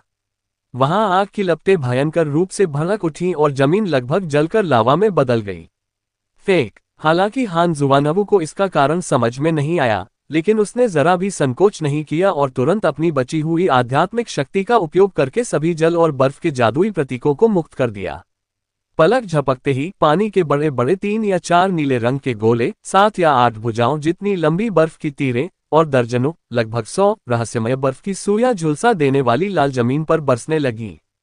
पल भर में जैसे उबलते हुए लावा में बर्फीला पानी डाल दिया जाए, वैसे ही भारी मात्रा में धूसर सफेद धुंध फूट पड़ी और कई फीट के दायरे में फैले स्थान को भर दिया। घने कोहरे ने न केवल झाओ शेंग और हान जुआनवू को घेर लिया, बल्कि फू यानकिंग की दृष्टि को भी बाधित कर दिया। पूरी प्रक्रिया देखने में लंबी लगती है, लेकिन वास्तव में इसमें केवल कुछ सेकंड ही लगते हैं। फुफकार। मैग्मा जैसी जमीन तेजी से ठंडी होकर जम गई, जिससे फिर से भूरे सफेद रंग का पत्थर दिखाई देने लगा और अचानक अनगिनत छोटी छोटी दरारें पड़ गईं। आहा, अब समझ आया। हान शुवानवू की अत्यधिक खुशी को नजरअंदाज करते हुए झाओ शेंग ने तुरंत अपनी कमर से 3 फुट लंबी एक नर्म तलवार निकाली और उसमें सहज सच्ची ऊर्जा प्रवाहित की, जिससे वह नर्म तलवार तुरंत सीधी और स्टील की तरह कठोर हो गई। उसने तलवार की मूठ को उल्टा किया, तलवार को नीचे की ओर किया और बलपूर्वक उसे शरीर में घुसा दिया। एक हल्की सी क्लिक की आवाज। नर्म तलवार का अधिकांश भाग पत्थर में धंसा हुआ था। झाओ शेंग ने तलवार की मूठ को मजबूती से पकड़ा और उसे बलपूर्वक घुमाया, जिससे तलवार की धार क्षैतिज और लंबवत दोनों दिशाओं में बार बार कटती गई। महज 2 सेकंड में झाओ शेंग के पैरों के नीचे की 3 फुट मोटी पत्थर की जमीन अनगिनत टुकड़ों में बिखर गई और आसपास की दरारें तेजी से लंबी और गहरी होती चली गईं। अगले ही पल चटकने की आवाजों की एक श्रृंखला गूंज उठी और 2 झांक के दायरे में मौजूद जमीन अचानक चकनाचूर हो गई। जमीन पल भर में धंस गई और झाओ शेन को लगा जैसे उसके पैर खाई में धंस रहे हों। उसका शरीर अनगिनत मलबे के टुकड़ों के साथ खाई में गिर गया। हम बच गए, वह मन ही मन चिल्लाया और उसके चेहरे पर बेतहाशा खुशी का भाव आ गया। नहीं, उसी क्षण ऊपर से घोर आक्रोश की एक भयंकर दहाड़ सुनाई दी, जिसके बाद 7 या 8 विशालकाय अग्नि राक्षस पत्थर के चबूतरे से नीचे झपटे और उन्मादपूर्ण और अथक युद्ध भावना का प्रदर्शन किया। पहाड़ी हवा जोर से चल रही थी और जानवर दहाड़ रहे थे और चिल्ला रहे थे। रात के अंधेरे में बिजली की तरह एक लाल रेखा कौंधी पल भर में 10 फीट से अधिक की दूरी तय कर ली और झाओ शेन के सामने मौजूद सुरक्षात्मक प्रकाश कवच को चीरते हुए आगे बढ़ गई। क्लिक। सुरक्षात्मक प्रकाश कवच अचानक अनगिनत प्रकाश बिंदुओं में बिखर गया। लाल रेखा की गति थोड़ी धीमी हो गई, लेकिन फिर भी वह झाओ शेन के सिर की ओर इतनी तेज गति से बढ़ रही थी जो आम लोगों को दिखाई नहीं दे रही थी। मृत्यु के निकट आने का आभास होते ही झाओ शेन की पुतलियां तुरंत अपनी अधिकतम सीमा तक सिकुड़ गईं। उसकी दृष्टि में लाल रेखा की गति अचानक 10 गुना से भी अधिक धीमी हो गई और शून्य लोक से होकर सामान्य गति से उसकी ओर आती हुई तलवार स्पष्ट रूप से दिखाई देने लगी। झाओ शेन का दिमाग दर्पण की तरह था जो उड़ती हुई तलवार के मार्ग को प्रतिबिंबित कर रहा था। उसने अपनी कोमल तलवार को पूरी ताकत से आगे बढ़ाया और तलवार की नोक ने उड़ती हुई तलवार की नोक को पूर्ण सटीकता से भेद दिया। दिग्गजों का टकराव, जन्मजात सच्ची ची ऊर्जा के 60 वर्षों का विस्फोट हुआ। पलक झपकते ही तलवार से झाओ शेन तक एक जबरदस्त प्रभाव संचारित हुआ। उसका शरीर बुरी तरह कांप उठा और 10 साल से अधिक समय से उसके पास रही नर्म तलवार टुकड़ों में टूट गई। सौभाग्यवश हल्के लाल रंग की उड़ने वाली तलवार भी अंततः दूर जा गिरी। तलवार के इस हताशा भरे वार की बदौलत झाओ शेन के गिरने की गति अचानक काफी बढ़ गई। कुछ ही पलों में हम नीचे बादलों के सागर में डूब गए। घने कोहरे ने हमारी दृष्टि को धुंधला कर दिया। तभी झाओ शेन का मन फिर से शांत हुआ जब उसे एहसास हुआ कि वह बाल बाल मौत से बच गया है। 2000 फीट और गिरने के बाद उसने तेजी से अपने पंख फैलाए और हवा की मदद से चुपचाप अंधेरी रात में गायब हो गया, बिना कोई निशान छोड़े भाग निकला। ... 1 दशक से भी अधिक समय बाद झाओ शेन एक पेड़ के खोखले तने के अंदर दुबका हुआ था और बेहद घबराया हुआ लग रहा था। उसने अपनी सांस रोक ली और 1 इंच भी हिलने की हिम्मत नहीं की। इसका कारण ये था कि एक विशालकाय प्राणी उससे लगभग 10 फीट की दूरी पर एक पेड़ की शाखा पर बैठा हुआ था, जो किसी व्यक्ति के आलिंगन जितनी मोटी थी। यह एक विशालकाय उड़ने वाला जीव था जिसके पंखों का फैलाव कई मीटर था। इसका मगरमच्छ जैसा सिर गहरे लाल रंग के सींगनुमा शल्कों की कई परतों से ढका हुआ था, फिर भी ये शल्क इसके विशिष्ट मगरमच्छ जैसे मुंह, अजगर जैसी आंखों और भयावह रूप से बाहर निकले हुए नुकीले दांतों को छिपा नहीं सके। शल्क इसके शरीर पर नीचे की ओर फैलते गए और उनका रंग और भी चमकीला होता गया। अंत में ऐसा प्रतीत हुआ मानो वे खून से सने हों। इसके शरीर के हल्के कंपन से ही बादलों में खूनी प्रकाश की एक परत फैल जाती थी। इस विशालकाय जीव को ब्लडविंग फ्लाइंग लिजार्ड कहा जाता है, जो तियानजू पर्वत के छायादार हिस्से में पाया जाने वाला एक अनूठा और भयानक पक्षी है। ये स्वभाव से भयंकर और लड़ाकू है, जो बाघों, चीलों, ड्रैगनों और अजगरों को चीर-फाड़ कर फेंकने में सक्षम है। इसकी युद्ध शक्ति फाउंडेशन एस्टेब्लिशमेंट के समकक्ष है। यह एक साधक के बराबर है। झाओ शेन का छोटा शरीर बहुत कमजोर था, वह इस विशालकाय पक्षी के एक पंजे के वार को भी सहन नहीं कर सकता था। कुछ देर बाद जब झाओ शेन की नाक में दुर्गंध भर गई तो उसने घने कोहरे से कुछ हलचल सुनी, मानो कोई विशालकाय प्राणी पेड़ की ओर आ रहा हो। ब्लडविंग फ्लाइंग लिजार्ड ने फुफकारा, अपने पंख फैलाए और नीचे झपटी। उसके नुकीले पंजे एक विशाल पहाड़ी वानर पर जा गिरे जो अभी अभी प्रकट हुआ था। हालांकि ये पर्वतीय वानर पर्वत जितना विशाल था, उसके 4 हाथ थे और उसके पास अद्वितीय दैवीय शक्ति थी। एक जोरदार दहाड़ के साथ वह 3 झांक की ऊंचाई तक उछला और ब्लडविंग फ्लाइंग लिजार्ड पर झपटा, उसे जोरदार घूंसा मारा।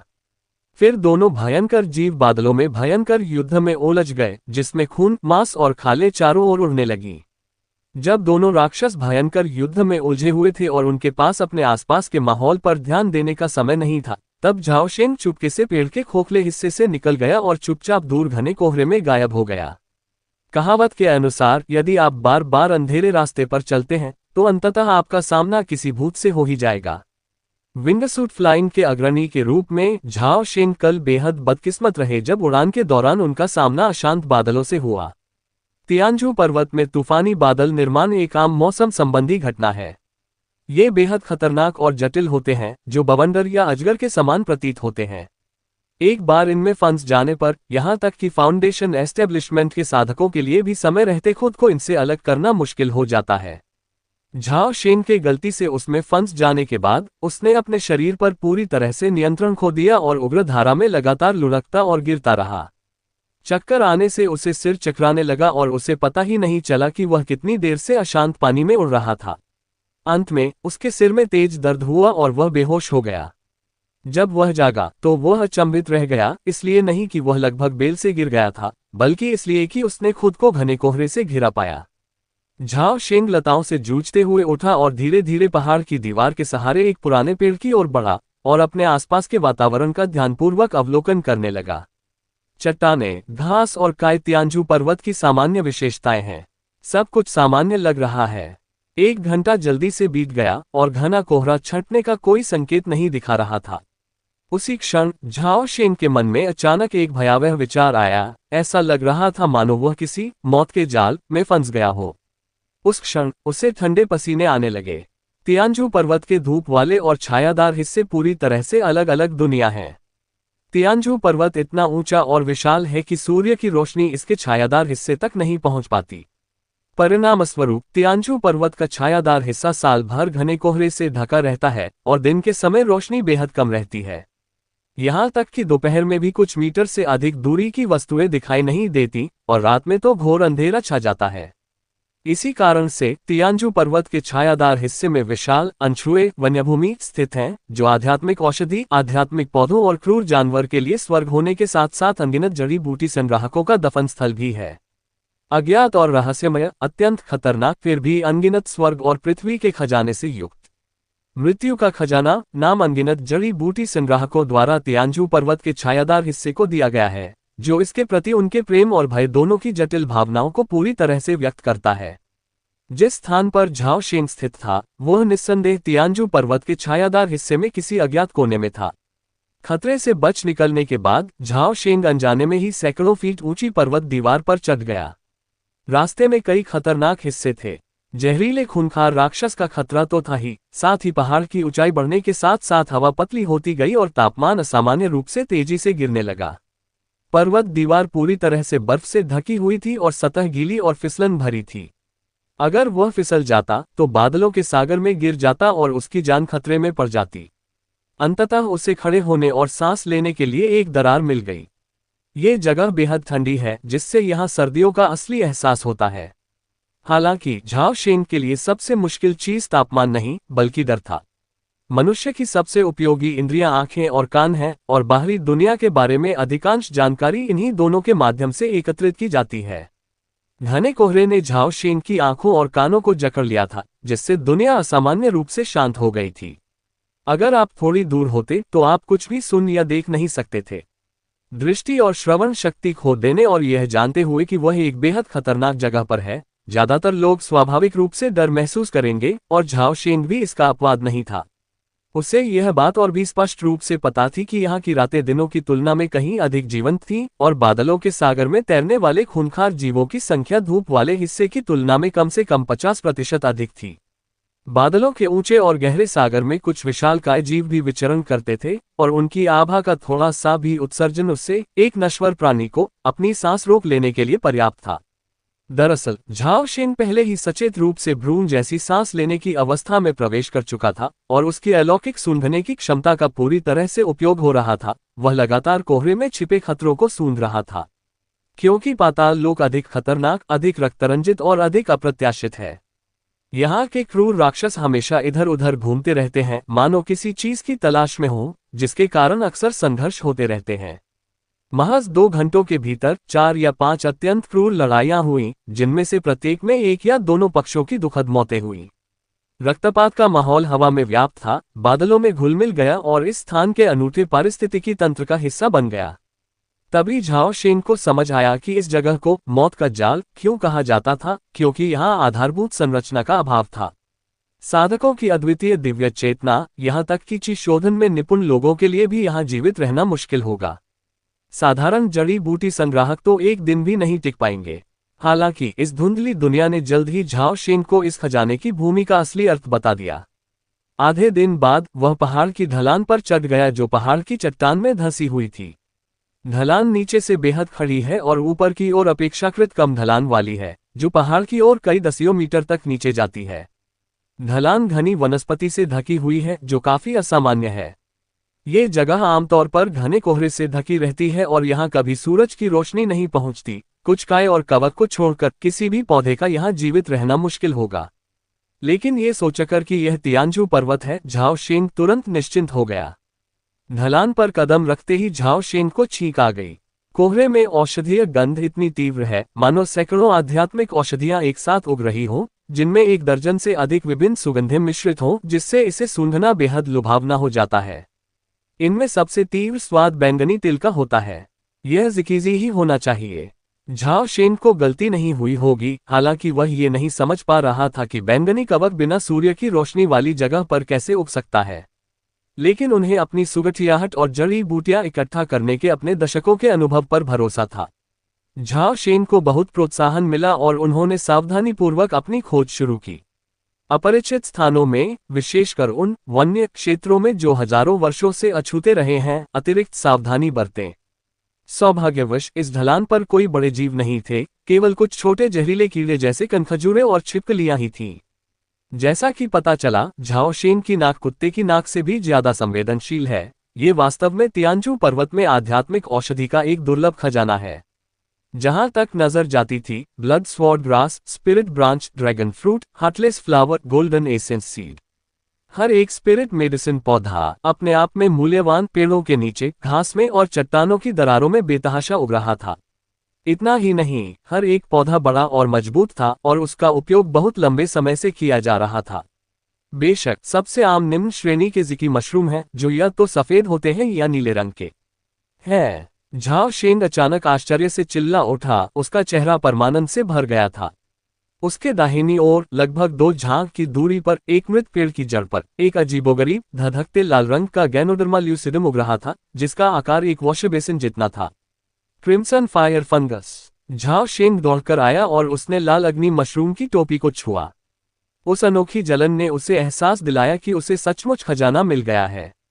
ये वास्तव में एक क्रिम्सन फायर गैनोडर्मा है, जिसकी एक गोली को फाउंडेशन एस्टेब्लिशमेंट पिल के बदले में प्राप्त किया जा सकता है। गैनोडर्मा ल्यूसिडम की सतह पर घने, जटिल पैटर्न को देखकर झाओ शेंग के आमतौर पर चट्टान की तरह मजबूत हाथ थोड़े कांपने लगे।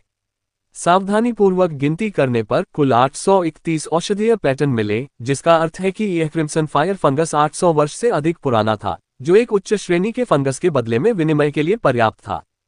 Foundation establishment Dan. औषधीय गोलियों को निम्न श्रेणी और उच्च श्रेणी में वर्गीकृत किया गया है।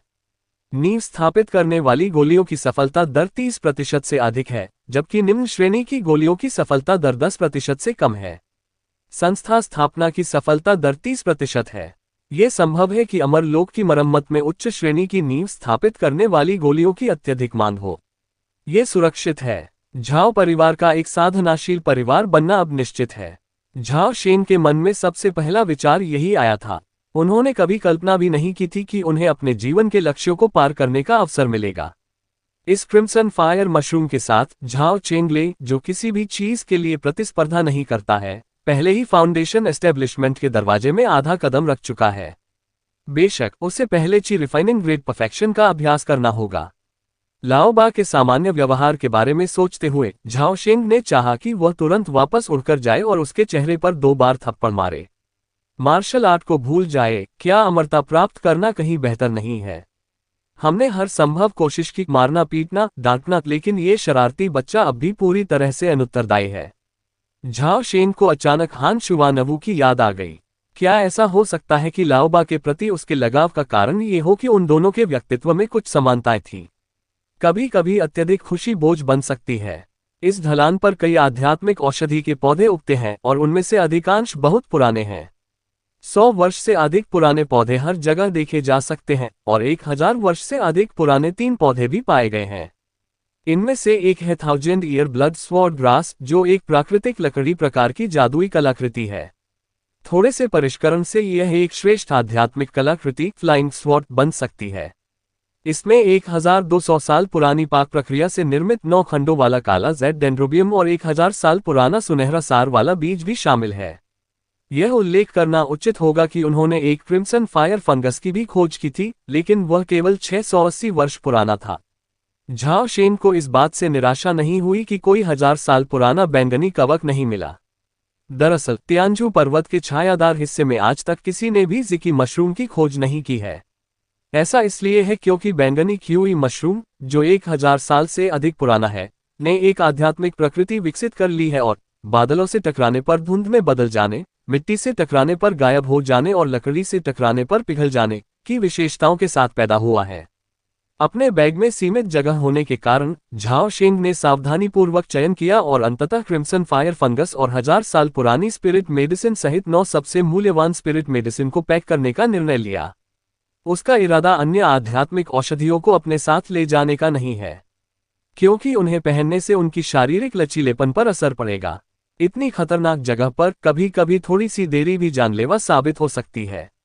झाओ शेंग ने अभी तक आशा वापस नहीं लाई है, इसलिए स्वाभाविक रूप से वह लाभ से अधिक खोने का जोखिम नहीं उठाएगा। अध्याय के सबसे तेज अपडेट के लिए कृपया वेबसाइट का पता याद रखें। जैसे ही वह आध्यात्मिक औषधि की खोज में व्यस्त था, अचानक बादलों से खून की दुर्गंध उठी। झाओ शेंग आश्चर्य से चिल्लाया, उसका शरीर नीचे की ओर लुढ़का और वह उस छिपने की जगह की ओर झपटा जिसे उसने पहले ही देख लिया था। जैसे ही उसने छिपने की जगह ली, उसे ऊपर से पंखों के फड़फड़ाने की आवाज सुनाई दी। उसने बाहर झांका और देखा कि ढलान पर उतरा प्राणी वही ब्लडविंग फ्लाइंग लिजार्ड था जिसे उसने पहले देखा था। ब्लडविंग उड़ने वाली छिपकली बुरी तरह घायल लग रही थी, उसके गहरे लाल सींग जैसे शल्क बिखरे हुए थे और शरीर पर कई घाव थे। वह सुस्त दिख रही थी और ऐसा लग रहा था कि वह किसी खास मकसद से यहाँ आई है।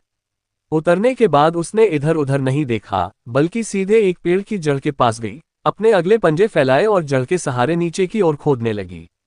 ठीक उसी जगह पर क्रिम्सन फायर फंगस उगता था और झाओ शेन को उस राक्षसी पक्षी द्वारा पकड़े जाने का डर नहीं था, बल्कि उसे तीव्र जिज्ञासा महसूस हो रही थी। अपने नुकीले पंजों से ब्लडविंग फ्लाइंग लिजार्ड ने झटपट कई फीट गहरी खुदाई की, जिससे नीचे की मिट्टी दिखाई देने लगी। उसने कुशलता से मुट्ठी भर मिट्टी उठाई, बिना चबाए ही उसे पूरा निगल लिया और सीधे अपने मुंह में डाल लिया।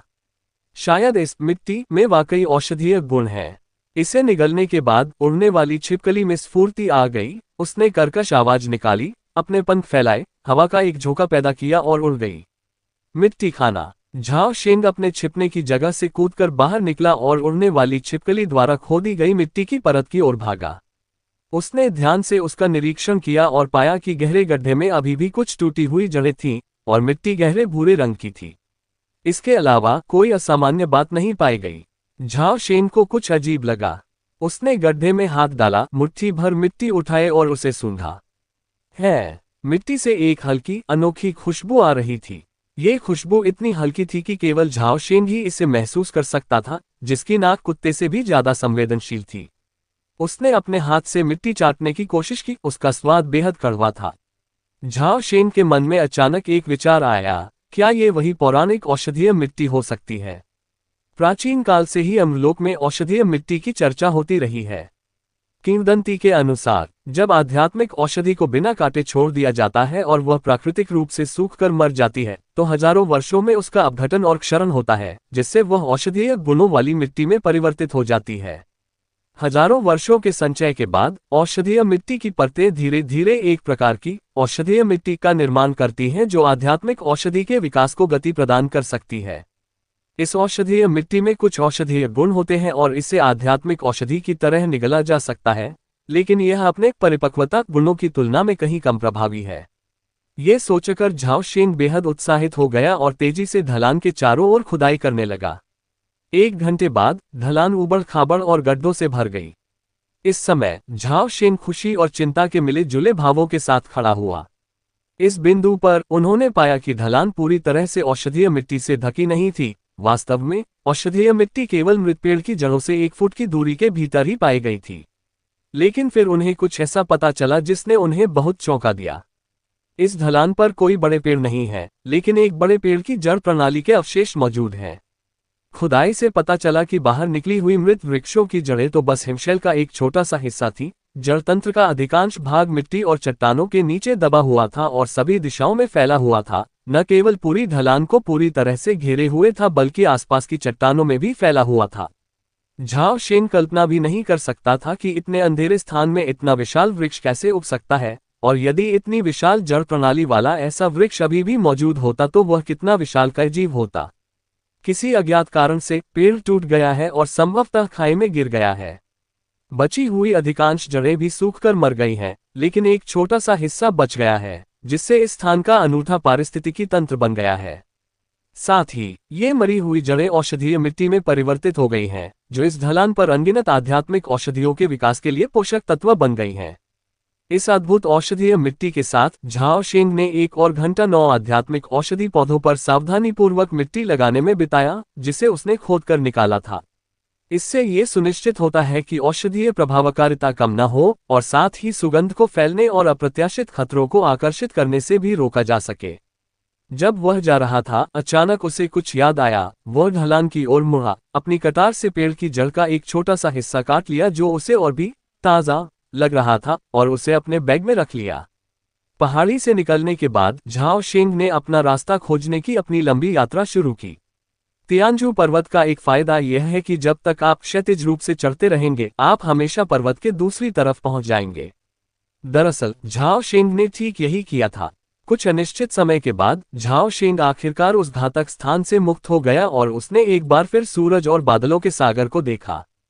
तब तक उसका शरीर घावों से भरा हुआ था और उसके कपड़े फटे पुराने हो चुके थे।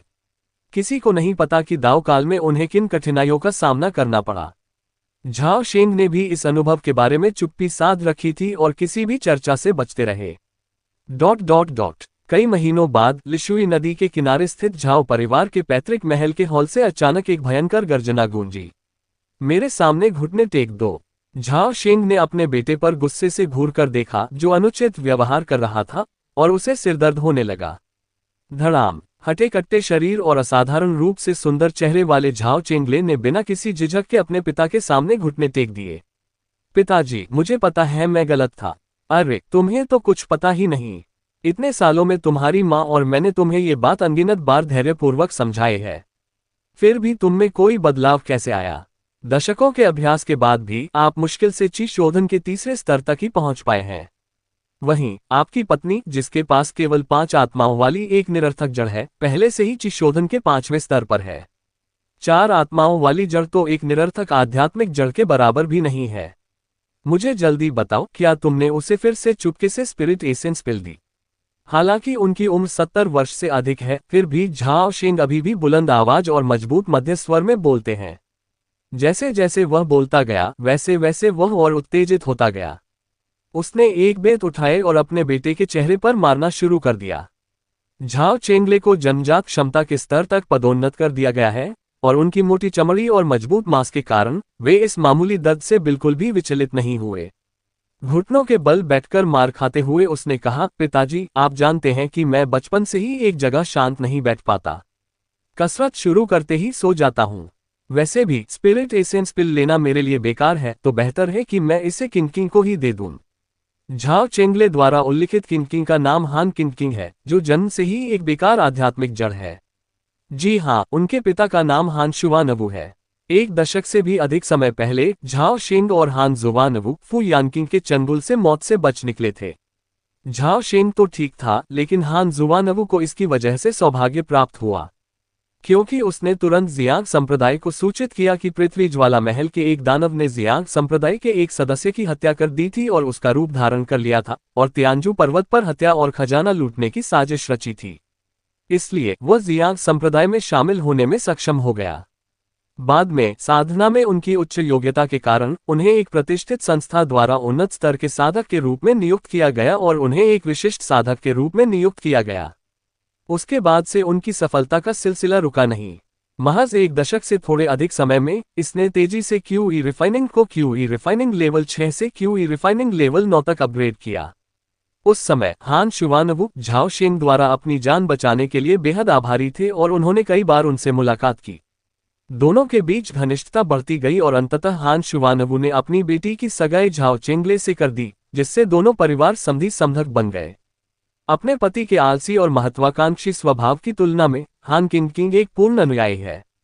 प्रसव के 2 महीनों को छोड़कर उसने अपना अधिकांश समय एक शांत कमरे में एकांत में अमरता की साधना में बिताया और आवश्यकता पड़ने पर ही बाहर जाती थी। अपने बेटे का बहाना सुनकर झाओ शेंग का गुस्सा और बढ़ गया।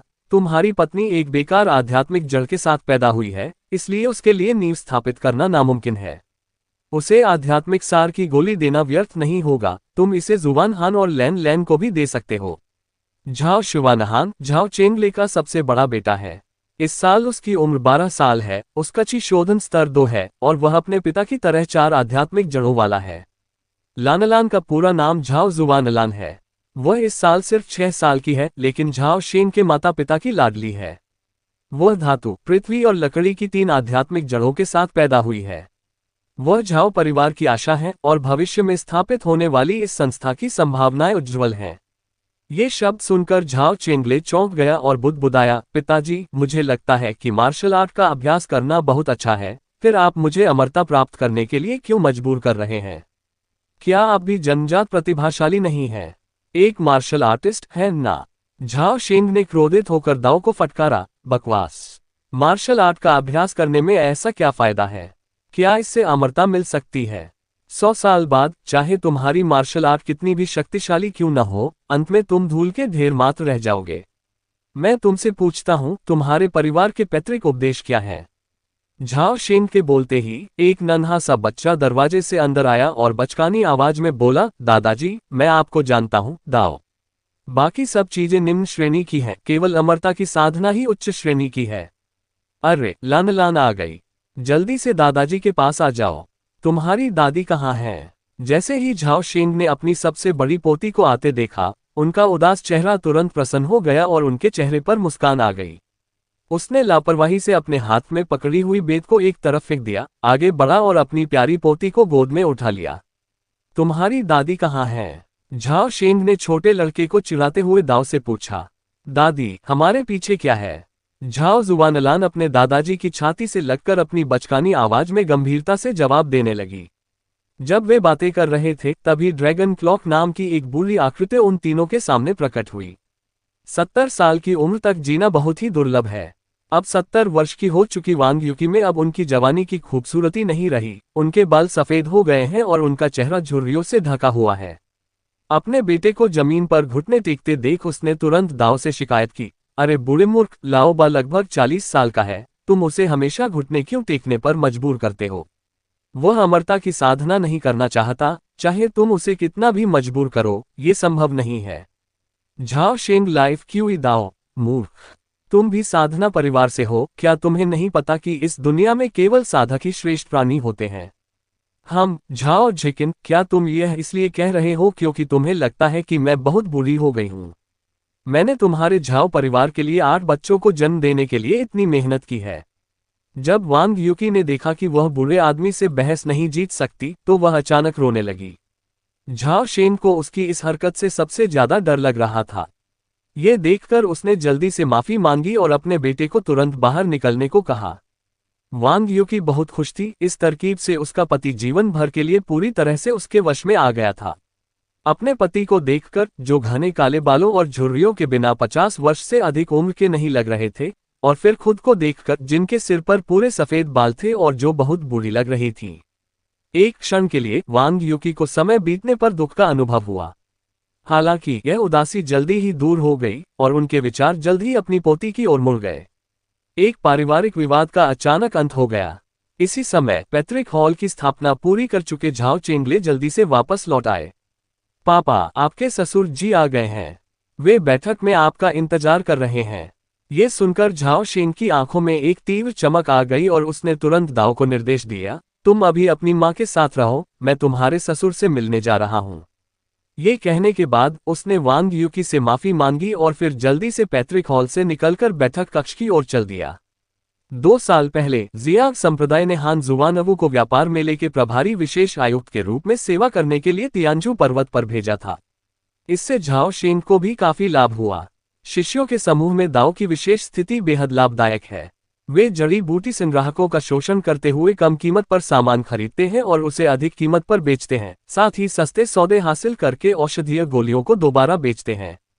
जादुई कलाकृतियां कीमत के अंतर के दोनों पक्षों से लाभ कमाती हैं और उनके पास स्पिरिट स्टोन कमाने के कई आसान तरीके हैं।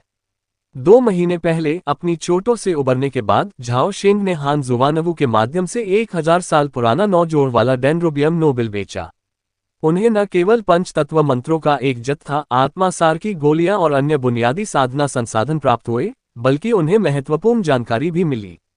आज हान शुवानवू की वापसी यात्रा निश्चित रूप से अच्छी खबर लेकर आएगी।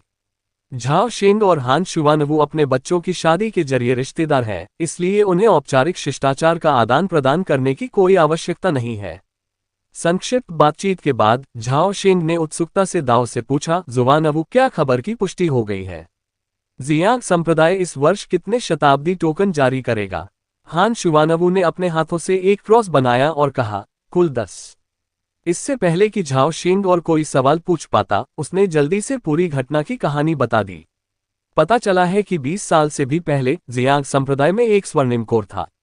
महान पूर्णता के अमर गुरु नवजात आत्मा क्षेत्र पर अपना आक्रमण शुरू करने वाले हैं।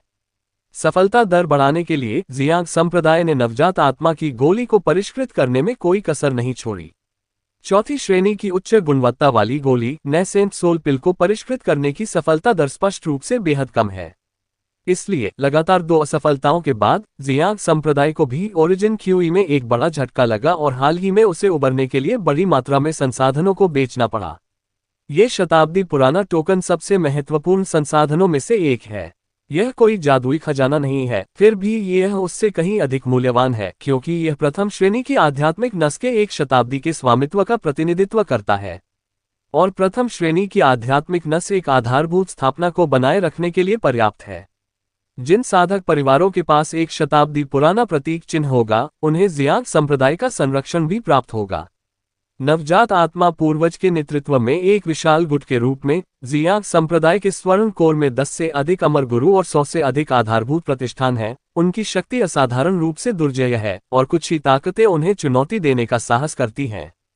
इसलिए 100 वर्षीय आदेश साधना परिवारों के लिए अत्यंत महत्वपूर्ण है, विशेष रूप से झाओ शेंग परिवार जैसे सूक्ष्म ऊर्जा शोधन करने वाले साधकों के लिए। इसके विपरीत एक सदी पुराने सिक्के की कीमत स्वाभाविक रूप से असाधारण रूप से अधिक होती है। झाओ शेंग की आंखें चमक उठी और उसने दाओ से तुरंत पूछा, शुरुआती कीमत क्या है? हमें हर साल कितने स्पिरिट स्टोन चुकाने होंगे? हान शुवानवू ने आह भरते हुए कहा, उफ, शुरुआती बोली 50,000 स्पिरिट स्टोन है, ऊपरी सीमा अज्ञात है, लेकिन ये कम से कम 60,000 होगी। वैसे भी अगर हम दोनों मिलकर भी पैसे लगा दें, तो भी हम इसे वहन नहीं कर सकते। वार्षिक किराए की बात तो छोड़ ही दीजिए। तुम्हें कैसे पता कि मैं इसे खरीद नहीं सकता? झाओ शेंग हंस पड़ा। क्या आपके पास 50,000 स्पिरिट स्टोन है? नहीं, हमारे पास वह नहीं है। अरे नहीं, आप क्या बात कर रहे हैं? 100 साल पुराने टोकन के बारे में हमें चिंता करने की कोई जरूरत नहीं है। हान शुवानवू के विपरीत, जो निराश और हतोत्साहित था, झाओ शेंग ने एक पल सोचा और जोखिम उठाने और इसे आजमाने का फैसला किया, क्योंकि यह अवसर बहुत ही दुर्लभ है। जियांग संप्रदाय के अंतर्गत प्रत्येक आध्यात्मिक शिरा एक शक्तिशाली सुरक्षात्मक कवच से सुसज्जित है, जो सक्रिय होने पर साधारण आधारभूत प्रतिष्ठानों और अंतिम चरण के साधकों के हमलों से बचाव करने में सक्षम है। इसके अलावा इसके साथ 10,000 मील एक रेखा वाला ताबीज भी आता है। आपात स्थिति में इसका उपयोग जियांग संप्रदाय को संकट संकेत भेजने के लिए किया जा सकता है। कई दशकों से दायोब का झोउ परिवार उसके दिल पर लटकती तलवार की तरह था। वह हमेशा सशंकित रहता था, इस डर से कि एक दिन झोउ परिवार अचानक उसके दरवाजे पर दस्तक देगा। जब तक उनके पास 100 वर्षीय अध्यादेश रहेगा, झाओ परिवार को झोउ परिवार के हमलों का डर नहीं रहेगा और वे 100 वर्षों तक शांतिपूर्वक विकास कर सकेंगे। इसलिए झाओ शेंग ने दृढ़ता से कहा, 10 आध्यात्मिक शिराओं की गुणवत्ता और संसाधन उत्पादन में अंतर के कारण उनकी कीमतें स्वाभाविक रूप से भिन्न होंगी। हम कम कीमत वाली शिराओं पर बोली लगाने पर ध्यान केंद्रित करेंगे। मेरे पास 50 या 60,000 आध्यात्मिक शिराएं भले ही न हो, लेकिन इसका मतलब यह नहीं है कि मैं उनके बराबर मूल्य के खजाने पेश नहीं कर सकता। भाई झाओ, आपका क्या मतलब है? 2 महीने पहले बेची गई सहस्राब्दी पुरानी आध्यात्मिक औषधि के बारे में सोचते ही हान जुवानवू की आंखें पल भर में बल्ब की तरह चमक उठी। उनकी बेटी हान किंग की शादी पहले ही झाओ परिवार में हो चुकी है। एक पिता के रूप में हान शुवानवू बदले में कुछ नहीं मांगते, वे बस यही कामना करते हैं कि झाओ परिवार समृद्ध हो। झाओ शेंग ने दूसरे व्यक्ति को थोड़ी देर रुकने का इशारा किया, फिर उठकर बैठक कक्ष से बाहर चले गए। कुछ देर बाद वह अलग अलग आकार के 6 जैड के बक्से लेकर लौटा। झाओ शेंग ने जैड बॉक्स को मेज पर रखा, उसमें से एक चौकोर जैड बॉक्स निकाला, सावधानीपूर्वक सील हटाई और बॉक्स को खोला। डिब्बे के अंदर रखी आध्यात्मिक औषधि को देखते ही हान शुवानवू तुरंत उछल पड़ा और भूखे भेड़िए की तरह जैड के डिब्बे पर झपटा। उसका चेहरा अविश्वास से भरा हुआ था। झाओ शेंग मुस्कुराया और बोला, ये लाल अग्नि कवक 800 साल से भी अधिक पुराना है। इसकी कीमत 50,000 से 60,000 स्पिरिट स्टोन होनी चाहिए। बिल्कुल सही, उच्च श्रेणी का। फाउंडेशन एस्टेब्लिशमेंट डैन जियांग संप्रदाय के भीतर कम से कम 50,000 स्पिरिट स्टोन का है, और तब भी ये लगभग अनुपलब्ध है। आप बाहरी बाजार में उच्च श्रेणी का डैन पा ही नहीं सकते। फाउंडेशन एस्टेब्लिशमेंट पर डैन की छाया है। हान शुवानवू ने उत्साह से अपने हाथों को आपस में रगड़ा, उसकी आंखों में लालच की चमक थी। क्यूई शोधन के साधक के सामने अचानक ऐसा अविश्वसनीय अवसर प्रकट हुआ, भला कोई इसका विरोध नहीं कर सकता था। झाओ शेंग ने स्वाभाविक रूप से दूसरे व्यक्ति की आंखों में लालच भरी नजर को पहचान लिया, लेकिन उसे जरा भी डर नहीं था, क्योंकि यह आपके लिए है। क्या तुमने अभी क्या कहा? मैंने तो सुना ही नहीं। हान शुवानवू को अपने कानों पर विश्वास नहीं हो रहा था और वह घबराकर दाव से बार बार पूछ रही थी। झाओ शेंग का चेहरा शांत था, लेकिन उनके शब्द बेहद गंभीर थे। मैंने कहा, मैंने इसे तुम्हें दे दिया। बड़े भाई, आप इस बारे में मजाक नहीं कर सकते। सचमुच? हान शुवानवू ने तुरंत दाव से पुष्टि की। झाओ शेंग मुस्कुराया और दाव को समझाया, बेशक ये सच है, लेकिन पहले आपको मेरी एक छोटी सी विनती माननी होगी। ये सुनकर हान शुवानवू अत्यंत प्रसन्न हुए और तुरंत अपनी छाती थपथपाते हुए बोले, भाई झाओ, बेझिझक पूछिए। चाहे 10 ही क्यों न हो, मैं संकोच नहीं करूंगा। झाओ शेंग मुस्कुराए और हाथ हिलाते हुए बोले, एक ही काफी है, 10 की जरूरत नहीं। मुझे उम्मीद है कि अपनी संस्था स्थापित करने के बाद आप कुछ वर्षों तक झाओ परिवार की देखभाल कर सकेंगे। बेहतर होगा कि आप शुवानहान या शुवानलान संस्था का सहारा लें। ये सुनकर हान शुवानवू अचानक हंस पड़ी और झाओ शेंग की ओर इशारा करते हुए खिलखिलाकर बोली, बड़े भाई, मैं आपसे क्या कहूं? मुझे लगता है आपने अपना पूरा जीवन अपने परिवार के लिए समर्पित कर दिया है। शुवानहान और लानलान मेरे पोते पोती हैं, अगर मैं उनकी देखभाल नहीं करूंगी तो किसकी करूंगी? ये सुनकर मुझे राहत मिली। जब वह बोल रहा था, झाओ शेंग ने हाथ बढ़ाकर क्रिम्सन फायर मशरूम को हान शुवानवू के सामने धकेल दिया और उसे दूर रखने का इशारा किया। जैसे ही हान शुवानवू ने क्रिम्सन फायर फंगस को सावधानीपूर्वक एक तरफ रखा, झाओ शेंग ने हाथ बढ़ाकर एक एक करके अन्य जेड बॉक्स खोले। हान शुवानवू एक नजर में ही दंग रह गया। अरे या वाह! 7 फीट लंबी ब्लड स्वॉर्ड ग्रास की खेती कम से कम 1500 वर्षों तक की गई होगी। एम्बर स्टोन ऑर्किड, जो उच्च स्तरीय रून राक्षसों को परिष्कृत करने के लिए एक आवश्यक घटक है, को हथेली के आकार तक बढ़ने में कम से कम 700 साल लगते हैं। इसके अतिरिक्त 3 विशेष आध्यात्मिक औषधियां हैं: 700 वर्ष पुरानी किलिंग शाखा, 500 वर्ष पुराना ड्रैगन फल और 7 पत्तियों और 7 पंखुड़ियों वाला येन और यांग फूल। इन विशेष आध्यात्मिक औषधियों की कीमत कुछ हजार से लेकर दसियों हजार आध्यात्मिक पत्थरों तक होती है। विशेष रूप से 1000 साल पुरानी रक्त तलवार घास की कीमत कम से कम दसियों हजार स्पिरिट स्टोन है। इस प्राकृतिक आध्यात्मिक कलाकृति में अपूरणीय विकास क्षमता और आत्मीयता मौजूद है। जब तक उपयोगकर्ता अपनी आध्यात्मिक शक्ति से ब्लड स्वॉर्ड ग्रास को पोषित करता रहेगा, तब तक ब्लड स्वॉर्ड ग्रास बढ़ती रहेगी और उसकी शक्ति भी बढ़ती रहेगी। ये गोल्डन कोर स्तर के जादुई खजाने या यहाँ तक कि लाइफ बाउंड खजाने में भी विकसित हो सकता है। हान शुवानवू ईर्ष्या से देख रहा था और दाव से कहे बिना नहीं रह सका, भाई झाओ, आपको तो सोने की खान मिल गई है। हे, दशकों तक जड़ी बूटियां इकट्ठा करने के बाद यही सब बढ़िया चीजें मैंने जमा की हैं। शताब्दी संघ के लिए मैंने अपना पुराना भंडार भी खोद निकाला है। झाओ शेंग ने पहले से तैयार कारण बताया। झाओ शेंग पहाड़ी पर स्थित स्पिरिट मेडिसिन गार्डन के बारे में किसी को भी जानकारी देने का इरादा नहीं रखता है। तियानजू पर्वत का अंधकार में इलाका बेहद खतरनाक है, यहाँ तक कि झाओ शेंग जैसे व्यक्ति को भी जान बचाने के लिए अनगिनत जानलेवा परिस्थितियों से गुजरना पड़ा। झाओ परिवार के वंशजों को ईमानदारी से अमरत्व प्राप्ति पर ध्यान देना चाहिए और अपनी जान जोखिम में नहीं डालनी चाहिए। बस इतना ही। ये सुनकर हान शुवानवू का मन किया कि वह दूसरे व्यक्ति के चेहरे पर थूक दे। झाओ शेंग सचमुच बेशर्म था। तियानजू पर्वत पर अनगिनत जड़ी बूटी संग्राहक अपने पूरे जीवन में 500 साल से अधिक पुराना एक भी आध्यात्मिक औषधि का पौधा नहीं ढूंढ पाते हैं। इस बड़े भाई ने तुरंत 6 पौधे खरीद लिए। नहीं, अगर आप उस 1000 साल पुराने 9 जोड़ों वाले काले जेड डेंड्रोबियम को भी शामिल कर लें तो कुल 7 हैं। सबसे महत्वपूर्ण बात यह है कि प्रत्येक स्पिरिट मेडिसिन बेहद कीमती है। हालांकि अंततः उन्होंने झाओ शेन को कमाका। उपरोक्त के अतिरिक्त झाओ शेन के पास 2 आध्यात्मिक औषधियां भी हैं, क्रिम्सन फायर गैनोडर्मा और 1000 ईयर गोल्डन एसेंस सीड, जिनमें से प्रत्येक की कीमत 10,000 से अधिक है।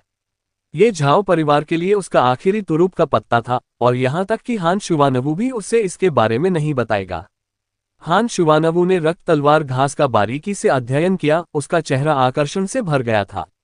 जो व्यक्ति कभी मार्शल आर्ट का दीवाना था और अब तलवार साधना के मार्ग पर अग्रसर है, उसके लिए रक्त तलवार घास, जो एक प्राकृतिक आध्यात्मिक तलवार का भ्रूण है, एक अमूल्य खजाना है जिसे प्राप्त करना कठिन है।